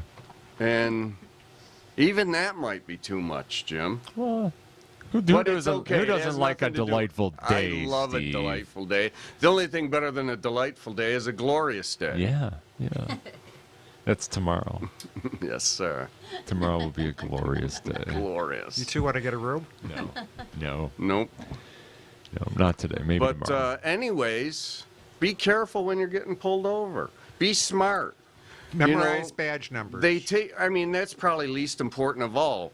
Can help your lawyer. Don't give the information. You get nervous. When you get pulled over, it's a nerve-wracking experience. I used to do it to people, and if I get pulled over now, it's still a nerve-wracking experience. Listen, we can talk about this some more, and I can give you some of the justifications for why it makes no sense to take the test. I did find the statistic I was looking for, however. It's on 13 of that report, and very clearly roadside oral fluid test results and this is the first roundabout, 71 arrests, 11 times there was falsities or inaccuracies. Yeah, those were the 11 times that it detected. Correct. When it wasn't present in the blood. Correct. Because we all know that's bullshit. In any event, so that's what 11 out of 77. 11. What's that breakdown to, math whiz? Well, Alan Peisner. If I'm gonna 1/7 or 14% inaccuracy. And in their report, they're calling that good, Jim. That's good. It's good. So only out of 100 people, only 14 of them are going to go to jail unnecessarily. Well, that's the same thing for a DRE, though. When you figure 1 out of 7, that's 84% of the time they're right. good. Now, for a DRE, they only have to be right 80% of the time in their examination Again, to pass. like that shouldn't be right. 80% of the time, we're right. All the time. That makes then you pass your DRE exam. So if you evaluate 5 subjects and you get 4 of them right, Someone's going to the pokey. We are 80% right 100% of the time. I could just tell you what the requirement is. I would even tell you this. I would venture that they don't even have any data or statistics that they can even establish that this thing's ever been accurate. Seriously, they don't even have any private studies where they're doing this stuff. You know what I mean? Samples, but verification studies. That report says it all. Real life guinea pig studies. That's what you're saying. They are going off that report. Yeah. And that report says, Michael, it says it's good. It's good. That's what I heard. It is good. Definitely good. That is what I heard. It's good. It's good. My honey's pretty good, too. Yeah. But if that report is good, my honey's probably excellent then, Jim. Maybe it's glorious. It might be a little glorious. Put it in that Yeah. category. You know Divinely what? glorious. It's funny, like the absurdity of that. I think we would all think that any of us would take a fucking saliva test and like that try to implement this into the life of a possible encounter at a roadside. Hey, do you mind if we just give you? If you just got a little spit from you, hey, let me just reach in there, get you. Come on. This is like in 2 years, it's going to be the norm. Like my kids are going to grow up in an era where that is the of course they are confrontation. At you might just, I mean, next thing you know, you're going to be putting a glove on. You're going to be bending over, crying Moon River. They're going to be checking your prostate. Yeah, well. They're going to see if you have prostate cancer because you may spread it, and that may be a link to COVID. Hold on. And then they're going to track and trace you from there. Is there any training? Microchip while they're up there. How would you transmit colon cancer from person to person? I don't know, but they'll figure out a way to make us think that. I'm being silly, of course. Are cavity searches approved of or not approved of, Steve? It's a whole new kind of PPE you need to protect against that. Yeah, I think so. I mean, baseball bat. I mean, listen. Some chastity stuff. It's not an easy task. There's a lot of investment in the law enforcement community for policing the roads, traffic enforcement. Lots of. And I'm all for traffic enforcement, but who doesn't like a little traffic enforcement? There's a correlation between speeding and accidents and injuries and deaths. Yeah, let's get people if they're excessively speeding. Same with drunk drivers. I mean, that's the thing, right? Traffic safety, rolling stop signs, running lights. But when there's Sounds like something Saturday night. that there is nothing, when they're spending this much time to try and Rolling make stop something signs. Like a country song. out of nothing. Regular night. Something out of nothing. It's the Out of nothing at absurdly all. ridiculousness of the system, and that's why people are rioting in the streets, Jim. Oh, jeez. Back What to was that. interesting is that There we go. there was at one time in Michigan, Ellen, absurd. a breath alcohol level of 0.15. 0.15. Yeah, remember those days? Then it went down I mean, to that's wasted. 0.10. But we all know why it's 0.08. And Yeah. It was has, 0.10 before that. right, but we know why it's 0.08. And it Because has- the federal government and National Highway Safety Trev said if you want to get your federal funding, you got to lower it to 0.08. You know why they did that? Clinton. No. Yes. It's Mothers Against Biden? Drunk Driving. Oh. They were a hugely successful lobby. One of the most successful lobbies It of all was time. 0.07 for a little while, and then it went back up to 0.08 for drunk. They're talking about it going to 0.05, just so you know. Yeah. Is that right? And they'll keep trying to push it down. I tell you what, if I took a couple of drinks that got me up to 0.05 right now, you wouldn't want me driving home. No one's advocating driving or in drinking. No one's saying that. No. And none of this. I think No. see what happens is How else are people supposed to get home from the bar? No, Right. right. Exactly, Well, Jamie. Why I do mean, they sell beer at gas stations? These are all good Why are questions. they letting you have All it? good why is there a cup holder in the front seat? I mean, How come all cars don't have breathalyzers attached to their ignitions like some cars do? Right. Why? We could sit here and ponder the whys forever. Why? Oh, why?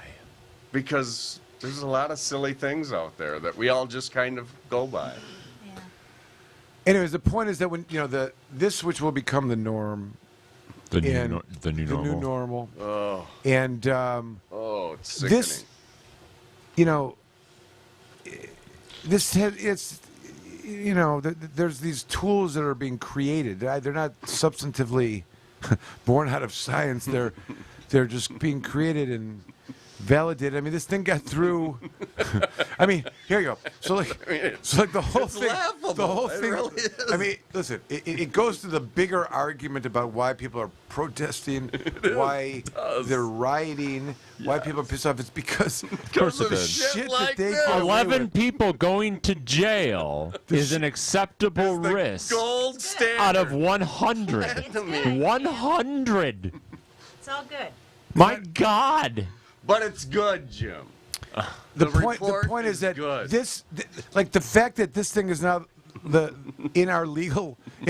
statutes and it's being used unless you're educated and know about this is insane. When you think of the idea that there's a couple guys in their garage that had an idea and sold it to a couple Arizona police officers. Like, yeah, we don't know what the fuck to do with this. We need This to is- analyze some And spit. then these fuckers in Michigan pick this thing up and they like fucking run with it, give $650,000 the first time around. Who knows if the second time around? Now it's part of the law, and they're paying these guys in the garage who made the stupid machine. Who knows how much? And they're locked in some contract and shit. And in 2-3 years they're gonna have. Jim, do you think we could come up with a test that might be better accurate than theirs? I mean, we could, but I would never want. I promise you, I would never you could come want up with a to test that's equally as accurate unleash that because there's no technology. accuracy. It would be like this. Let You're me right, hold. Jim. Let me I'm hold with your you. finger, I'm Steve. Let with me hold your finger.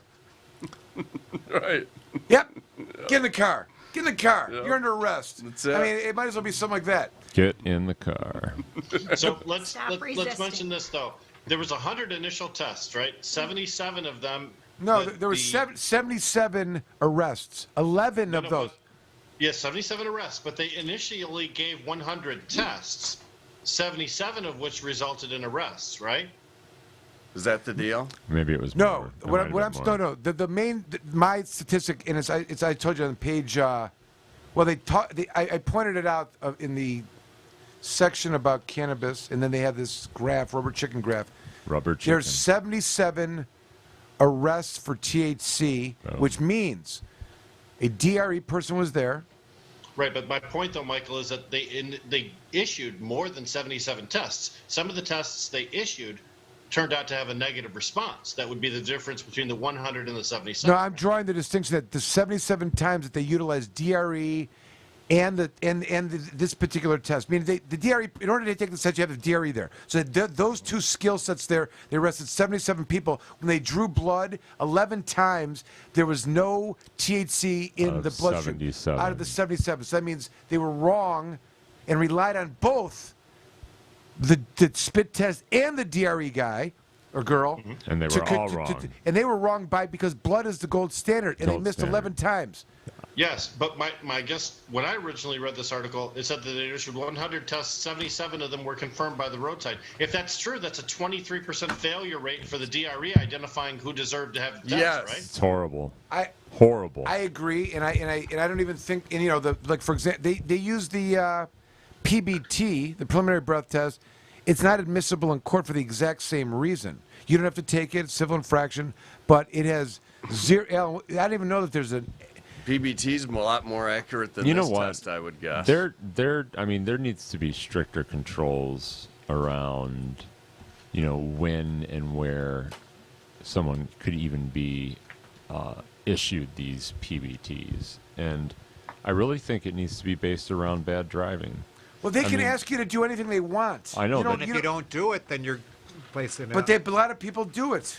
But you face if you don't take the PBT, you get a civil infraction ticket, and if you don't take the breathalyzer back at the police station, you're going to get a 6-month suspension. That's a different issue. That's after you're already You can arrested. wave that PBT in front of their window, their car window, or hold it close by their car window without even, as long as they've been breathing the air. It's all if you put it and you hold it there for a few minutes, it'll register Really? alcohol on that thing. Yeah. Wow.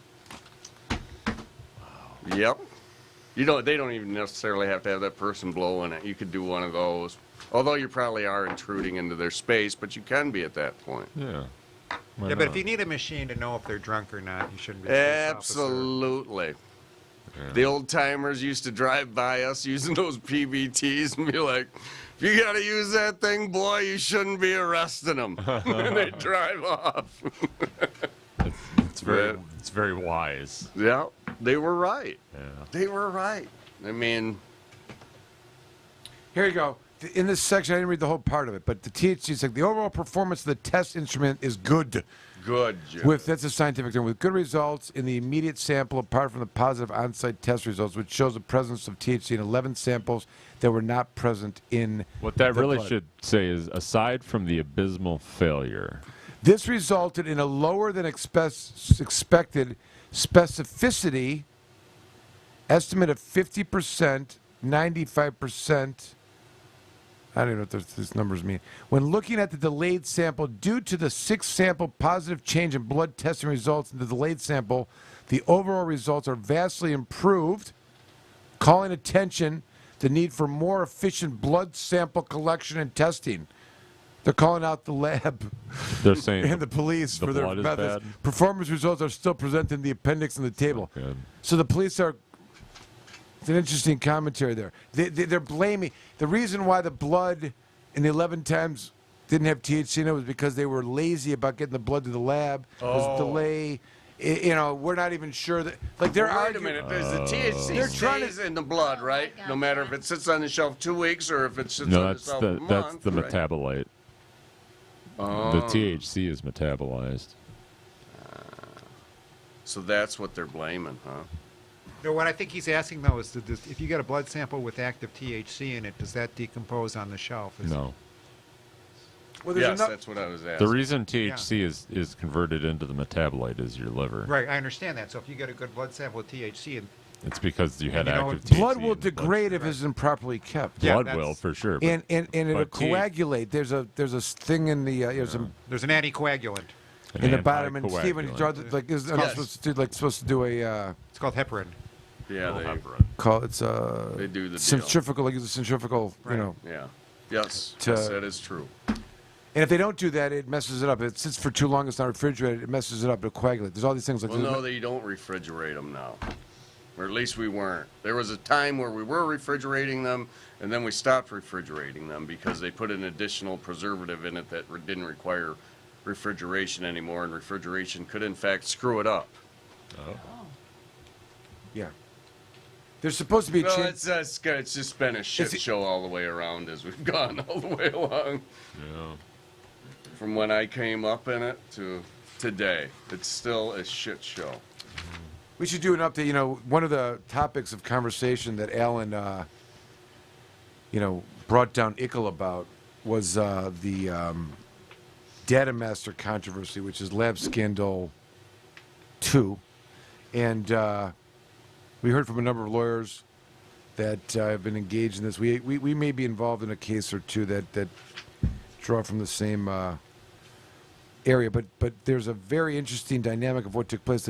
You think about this, like the Data Master, which is the machine that the police have been the done really platinum well standard. on. It's a good The investment platinum for them. standard, It's a yeah. good investment You don't for need, them. You don't need blood. That machine, when has gotten a past for admissibility, the statute's written that once it comes into evidence, the jury must find you guilty if that number's above the legal limit. There's this instruction. There's no way around it. Yeah. So the whole battle is. How do you beat that in court? How do you beat that? You're right. That's exactly it, Steve. It's a per se.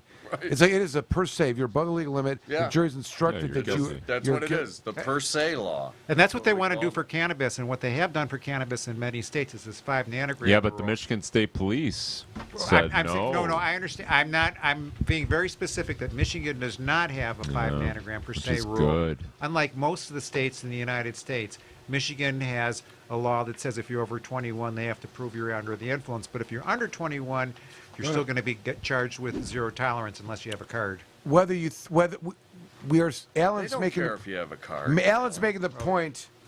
But Well, Alan, I don't agree with you. I mean, you could be charged with anything because the prosecutor would do whatever they want. Yeah. But I don't Yeah. I don't consent to that position being. He doesn't accurate. consent. No, I Alan. agree with you, but I can tell you what prosecutors No do. consent. Is that if you're under 21 and you've been caught smoking and driving, you're going to be charged Like with smoking in the boys' You're going to room. be charged with the equivalent of drunk driving, only it's for marijuana and it's a zero tolerance charge. Meaning any like a half a nanogram and half Right. a nanogram. You've been a half a nanogram, yeah. Right. But of You're course, not, you're not I mean, supposed to be behind the wheel. Here's another as tragedy of what's a taking place. youngster With that. As we go through, I mean, and be see, intoxicated. see the issue of what we're really talking about here is Or how, an Then adult we should for be that talking matter. about an intoxicant then, as opposed Well- to something that's non-toxic. Right. But we're also talking about the law, and even though there's no basis for showing that THC impairs driving, the law still forbids driving with THC. Yeah. 1/2 a nanogram is not even a detectable amount by most of the laboratory equipment. Yeah. That's within the margin of error, so it's a useless figure. And for what it's but it's not, Rick, because what they actually do, and they're on record as saying they will use the discretion of whether to report out something that's below 1 nanogram as 1 nanogram or not. They just use their discretion. Oh. Furthermore, Rick, I don't know if you're aware of this, but I'm in the middle of litigating a lot of these issues, and the testing of the blood and the analysis of the blood's nanogram level of THC does not report an error rate. And when you How can that be? How can any scientific experiment not have an error rate? as I argued to the court, and then when you learn of what the error rate is as being 29%. That's why. 29%. Yes, sir. How's that even science? It's That's not. like throwing darts. Well, the judge agreed with him. Well, we got and what's really interesting is when you press the state on why the lab is not reporting the error rate, they take a position that they don't have to. The state takes a position. The state takes a position that they the prosecutor's position is that the lab doesn't have to report an error rate because we don't have to prove beyond a reasonable doubt that there's a 5 nanogram. So that number doesn't have to be accurate. It's just one of the pieces of the soup of beyond reasonable doubt that they want to add to. But the other explanation is that they're aware that all accreditation responsibilities, the lab, the community of science requires an error rate. To be accredited, they have to have an error, and they do have an error rate. The reporting of it, though, is, according to the response here, legal response, is dependent upon what the customer is going to do with it. And the state lab's customers, which are primarily prosecutors and police, have not asked them to report the error rate. That is the state of the affairs Makes sense. in Michigan right now of THC in the blood testing. And if I didn't add insult to injury, let me try that now, smack, smack. They are also reporting carboxy THC, COH, on this form. Just for fun. Which is always a number in the hundreds. But that's not a controlled substance, Michael. It's not a controlled substance. They know better. They do it anyways. What nefarious, sick masochist would authorize this to go on? Just to have that number. First of all, so they understand what I'm saying. Their position is. And Who's the top cop in this state? At the same time, all this is going on, the Michigan State Police reported to Congress or the legislature that the level of THC has no bearing on impairment. We got to write a letter. And when they put this document, a lab report that says 15 nanograms, not even 15.0, not just like 15. It's not even a scientific number. And then below it, they got 137 metabolites of carboxy THC, and the 15 nanograms they're talking about, they don't have an error rate. And you learn that the next test that they could take for it could be 11.6, and if they took a test again, it could be 7.3, and if they took it again, it might be 0. If they took it again, it could be 20. How many false positives do you need in order to get an error rate of 29%? I mean, this is not science. And I've had them under cross-examination, and I should also say their error rate is based on their sampling, the samples that they buy, not from the samples that they take, and they do it once a year. Yep. But we're in the middle of it in a couple cases. I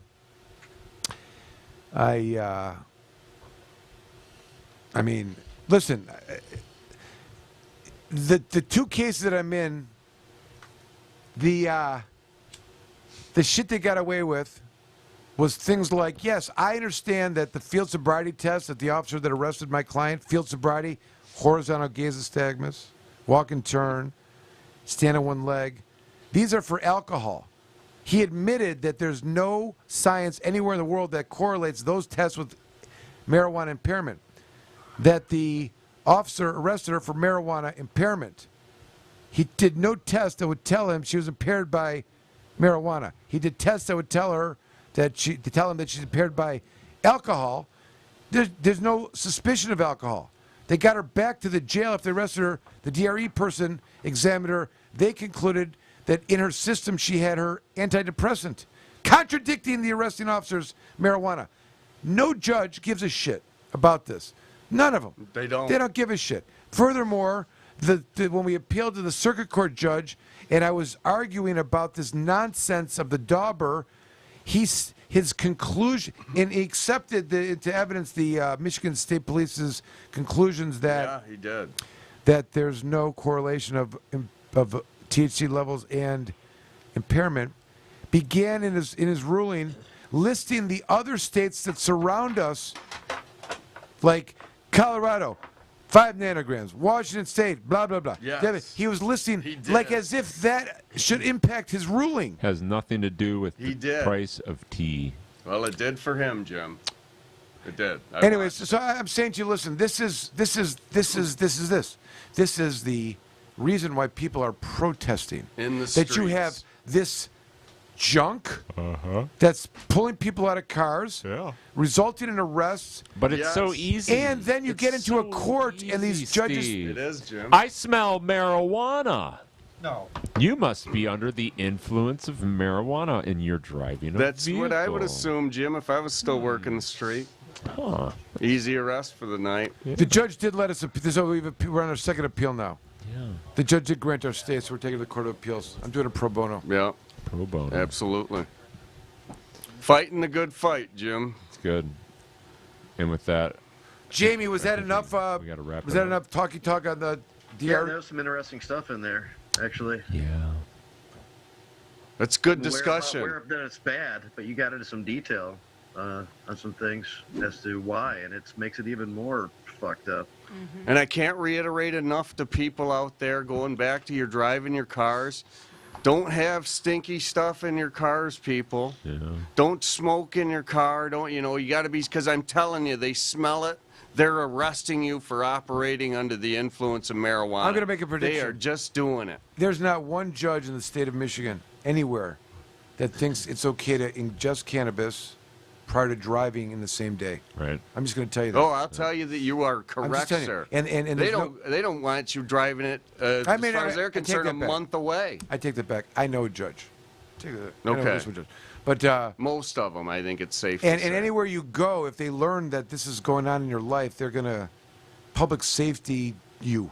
That's Oh, what, yeah. That's what judges do. They public safety you. Yes. They have this. They public safety the shit out of you. Yeah, absolutely. Under the Jim. auspices of public safety, you're gonna be their bitch, and the Yeah. probation department's Beating bitch. you with a And rod, They're Jim. gonna have you. They're gonna get up and in you, and they're gonna know what your blood's doing and your Yep. urine's doing and your Oh, hair. yeah. But the follicles doing. important thing to remember, I think, is that even if you know you're caught, don't talk to the police. Do not talk to them. Don't tell them anything. Don't take their tests. Even If they're you going to have- arrest you, they're going to arrest you whether you take the test or not. Give them your license, registration, and proof of insurance. No, you're not stepping out of the vehicle.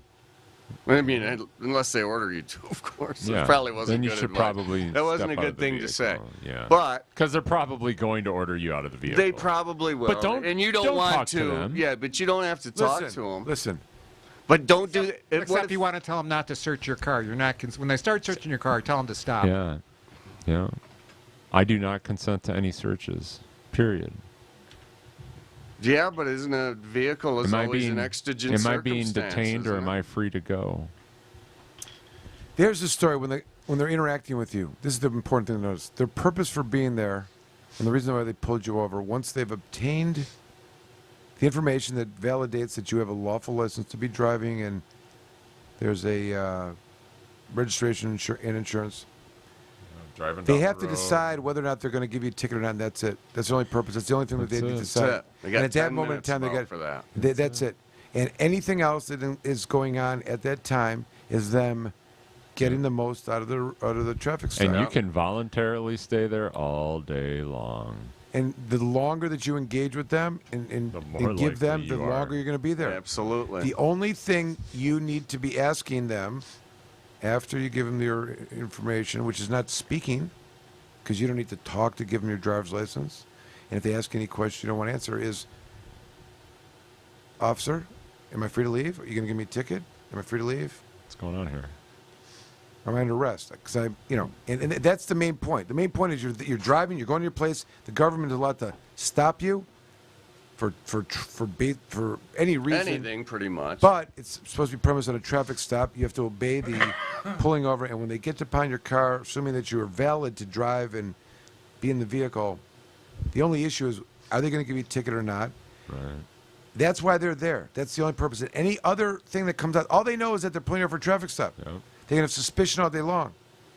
The only reason they're talking to you is to develop new and exciting things to They investigate. are developing probable cause, Jim. Yep. So they say. Don't give them any reason to give you crap. Be smart. Preventative maintenance.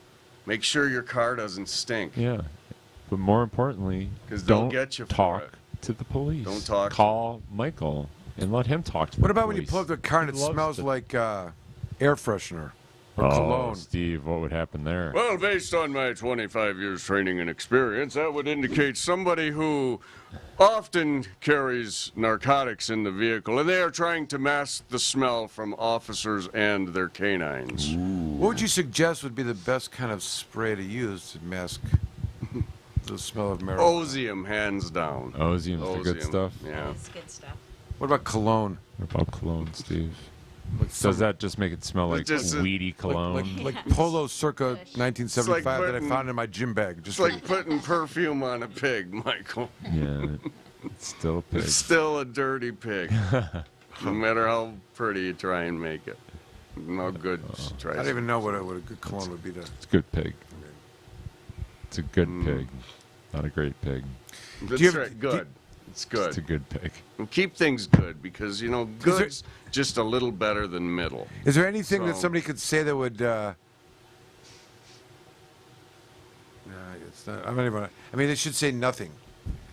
No, I mean, be polite. Small talk is. Yeah, keep whatever. it small. I mean, but where you're coming from, who you're going to see, Don't are tell things them that are gonna be- anything. Here's an important point that My Steve brought God. up before. There is nothing normal about a traffic stop. No. Meaning this, that people that are driving around don't normally get pulled over. They become nervous. They act outside of their norm because Well, they're some people encountering do. most. And to the officer, the You same know what thing. makes me not nervous, Michael? The last time I got pulled over, I could have been the father of the police officer that sat there and chastised me for running the red light. How did that feel, Jim? I felt about this big, but I was not nervous. I was really irritated, but I was not nervous. Yes, I would be irritated as well. Yeah, I got a lecture from this 22-year-old kid. Especially, I could tell him I'd been copping longer than he was been crapping. That's right. That was one of the terms one of the senior officers used to tell the new guy, "Hey, puppy, I've been copping longer than you've been crapping." That was one of his lines. There's something to be said about what, another thing to think about in this, just so you understand the dynamics of it, is that as a certified field sobriety test person, Alyssa McCormick. That was like throwing meat to the wolf when they threw that one out there because you were all over it, I think. That was one of the most. I think during that time frame of the We were so queued campaign, up. We were so queued you up. were Like, you wanted to debate so Nobody asked bad. me to do a fucking debate. I was like, know. fucking, like, I'm getting debates. He's like, "Man, you're getting a debate." We finally got him to his debate, and he had a blast. He was in his glory. I was like, It's kind of like a no rules debate. There was a little right, bit of rules. right. There's no rules, no judge telling me what to do. They just fucking say whatever you want. The hardest part the about it cuff. was there was no. It's Michael's There was no favorite rules kind. of who got to go, so you had to like raise your hand, right? I was like, "Can I go next?" It was like, You would do good on that Let It Rip show. Like, Oh, I that- thought I did pretty good, but you would That would show, devour that It was show. so much fun. You would have. Yeah, You would. You got you it. would We got to perform get really you well. on there. because you just. There's no rules. Yeah. You can be as boisterous as you want. You interrupt. You just do what you want on that show. Listen here. And that's the name of the game, and you would dominate. Yeah. You would be outstanding on that. You think that civility and conversation argument would be the best way to go? Not on Let It Rip. Not No at Let It way. Rip. No No, way. that show, you got to just let them have it. Because Yeah. when I was on there, I think Barton was on there. And Barton is very conservative in the way he presents and does. He doesn't get excited about things like you and I do. And, he didn't say much that night. He said a little bit, but Deb told me going in, she's like, you got to be rude. You got to just be assertive as you possibly can. Just jump in, talk over them, do whatever you got to do. I'm like, okay, I got the rules. I can do this one. And I think I throw gave, shit at him. Yeah, the other thing is there's nobody has to source anything. You know, like you just fucking, you know. No one's very rare. I mean, what happens is if you get into a situation and someone does have a source of study they throw out there, like, you know, U of M just came out with a study for blah, blah, blah, blah. You know what I mean? Did you see that? Did you like Randy Richardville's response to my years in police work? Was his response to that, his counter was that he had been to a meeting a few days ago with some sheriffs. Oh. Huh. Right. And they were thinking this. And they were like, all right, the same So page. that, because I had been out of it for 5 years, my experience prior to that meant nothing. Well, we were but debating. he had everything because he met with a few sheriffs. We were prior. arguing about whether the police community really wanted legalization or not, or whether it was just the people in the top echelon that were kind of driving policy, you know. Right. And that's what we were debating. And you were like, I think you think it was everyone that I worked with wants, you know, it's stupid. You know? And he was like, not the sheriffs I talked to at lunch with yesterday, you know, something like that. It was like, you know, he was going to use his lunch date. His lunch date with the 30 sheriffs. years He was betting everything on it. And that guy was a character, for sure. He sure is. He is now a lobbyist for or he's representing some marijuana companies, I'm sure, right? I mean, I've heard. Jamie, what's he doing now? You know, you talk to him later. Jamie's gone. Jamie's had enough of your shit. Okay. It's fine. Rick gone too? I think so. All right, good. Is the show still going? Yeah. All right. We're live. We are live. We're live. Did we get enough in? I don't know. She's alive. My favorite moment on Let It Rip, we went on there with Robin Schneider when we were fighting for the extracts bill, and they had this woman on from a group called I think it's Families Against Narcotics. Mm-hmm. Yes, I think it is. FAN. Yep. And she was sitting right next to Ryan and I, and she is sitting there telling people that this bill cannot pass because, you know, children will eat gummy bears, and it's like, yeah, here's one of them right here. Like, he's an actual patient that needs it. That show, I mean, I think they've done a lot of good for us, and you know, they like it. Charlie likes us on there, and I think we should get Michael on there. Hugh's pretty middle of the road, I think, on things, and I don't think he knows what to think about it one way or another. Yeah, but I get the impression he's in the advocate column, or not advocate, but I supportive would put him column. there. He's supportive. Yeah. Neutral. Whereas Neutral. Charlie's pretty. Why didn't we legalize it? Like, Charlie's. I remember they Charlie did a story on the Hensey case, and they were reporting on it, and they you know, like the report on the scene that interviewed them and me at their house sent it back to Hugh, and his comment was, "They stole her what?" Because he was reporting from the house, and they said, "What?" It was like you couldn't fucking. I can hear it today. That's funny. Oh boy. Hugh was good. Yeah. It is pretty outrageous. Who hasn't had enough? Amanda, you've been quiet. I mean, you okay? You've had a quiet night tonight. I've had some honey, and I ate too much. Well, not too much, but I ate a nice chunk of edibles on my way here. It had nothing to do with the entertainment that you're just sitting back and listening to. No, not at all. We are back. We are back to the classic princess spread. Yeah, the princess spread. Thanks to Princess Mediterranean. God bless. That's right. This is the place to be.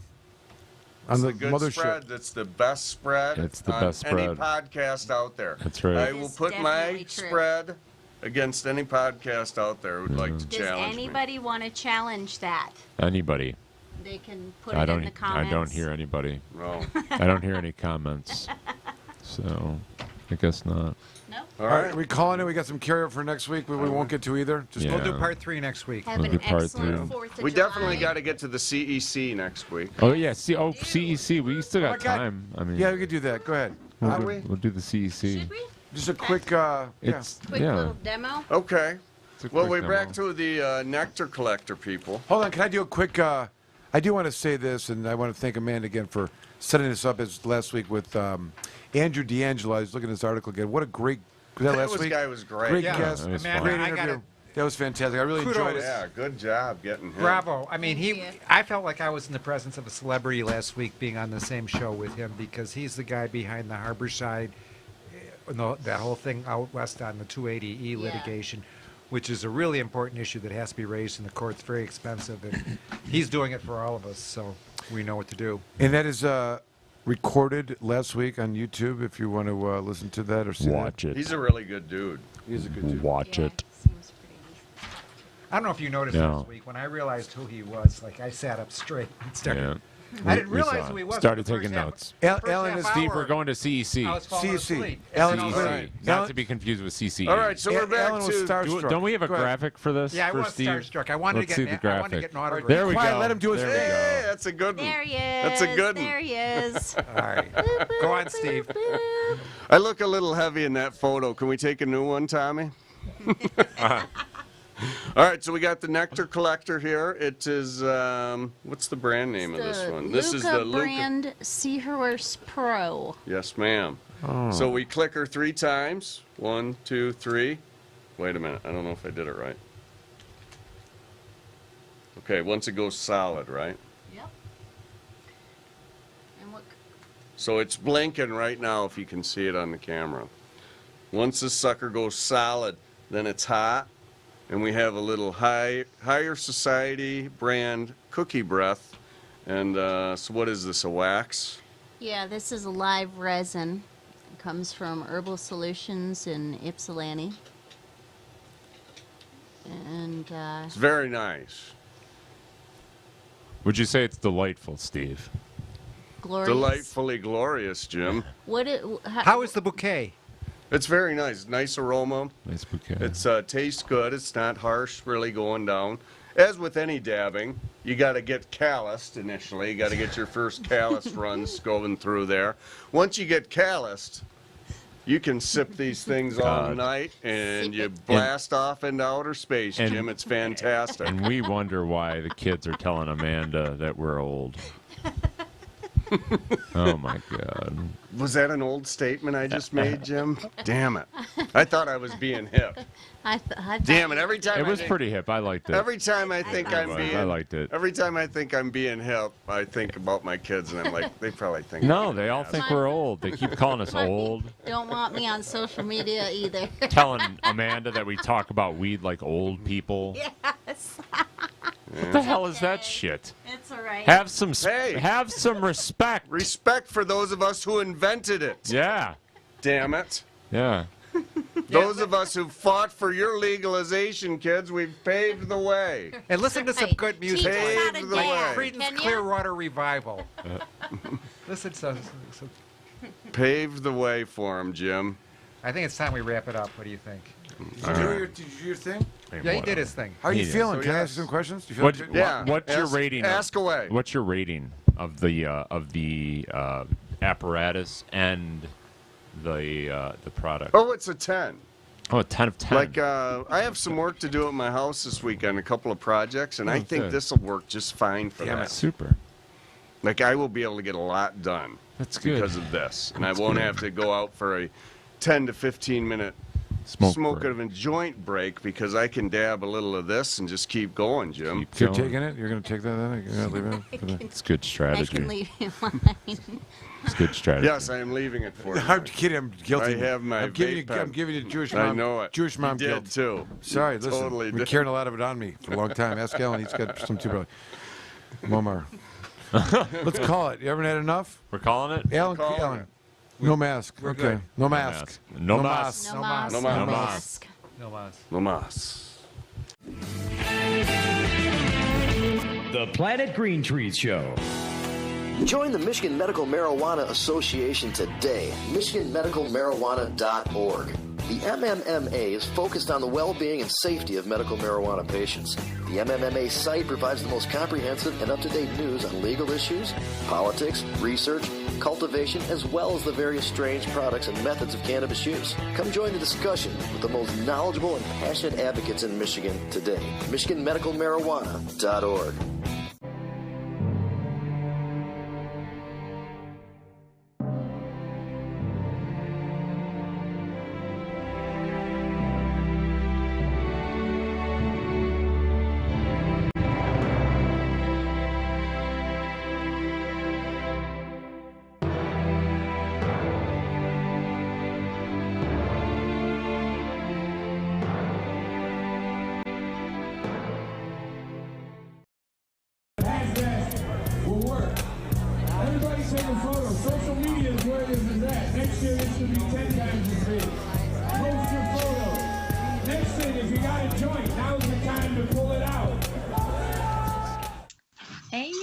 welcome back.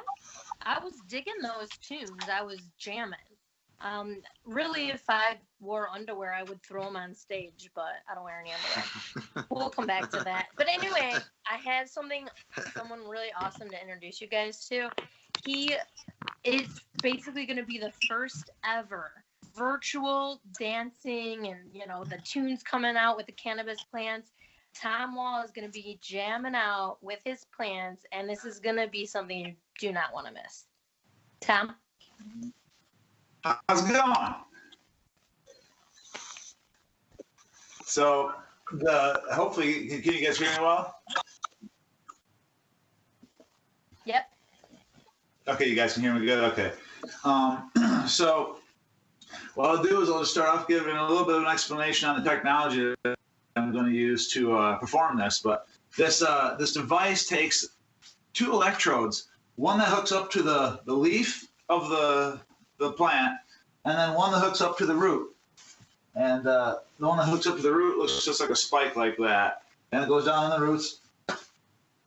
And through the 2, what happens is it can register the electromagnetic fluctuations between the 2, and it basically makes a wave pattern. Through that wave pattern, we assign musical notes per size of the wave, allowing it to generate music. But the interesting thing about it is that when I got into this, and I've done it with all sorts of different types of plants, but that they not only can play music, but they can play music with you, and they seem to kind of respond to what you do. So I don't know how this is going to go, but I plan on obviously doing this in the diag, and I was kind of really going to be surprised to see how it would react with that many people around. But this particular variety here is called Cosmic Splooge, and the name of our band, Cosmic Knot, came out of trying to name a cannabis strain a long time ago. And it's the idea of looking for a particular flavor that's very rare. It's kind of like along the lines of Acapulco Gold and the Colombian Gold. You can't find it very often anymore. But this is the culmination of a lot of years of searching, and it's still not quite there, but we're really happy to have this. So this is the Cosmic Splooge plant that really started the whole thing in the first place. But I think we should have it all hooked up now. So let me turn up the volume and allow you guys to hear what it sounds like by itself, and then I'll chime in with it, and we'll try and do a duet, and then I'll let it back to you guys because I know we're trying to keep things rolling. So without further ado, this is the first time a cannabis plant has made music that I know of on any videos, let alone on a virtual form and live facet. So this is really cool, and the fact that this is for Hash Bash is even cooler. 50 years ago, people were going to prison for this, and now we get to have a plant play for everybody. So here we go.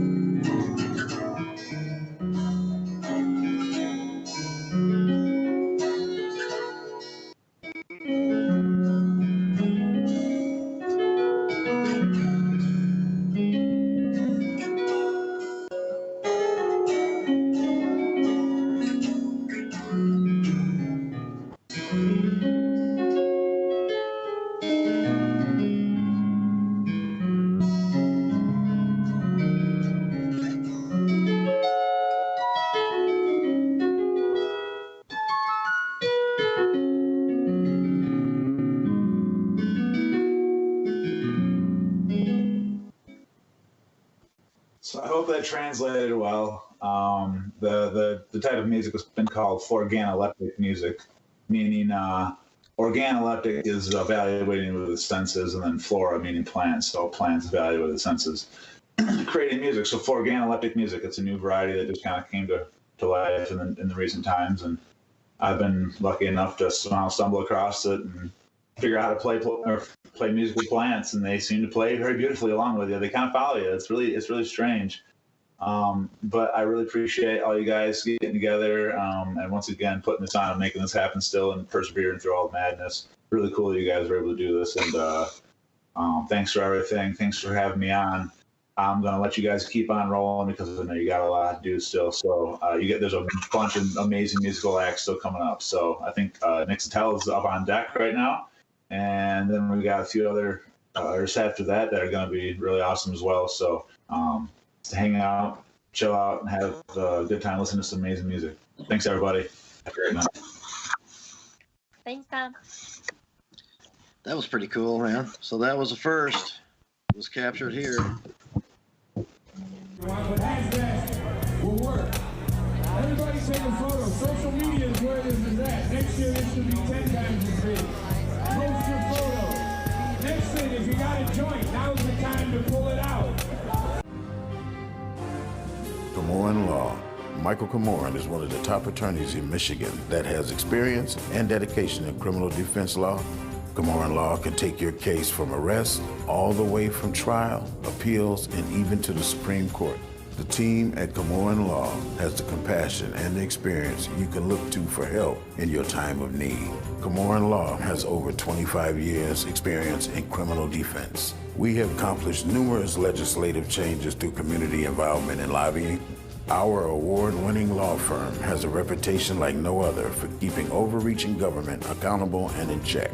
We have built Komorn Law for people who need lawyers to stand up to the system, fight back and win. Once we become your lawyer, you become a part of our family. Don't settle for less, just ask our clients. Komorn Law, the best damn criminal defense lawyers, period.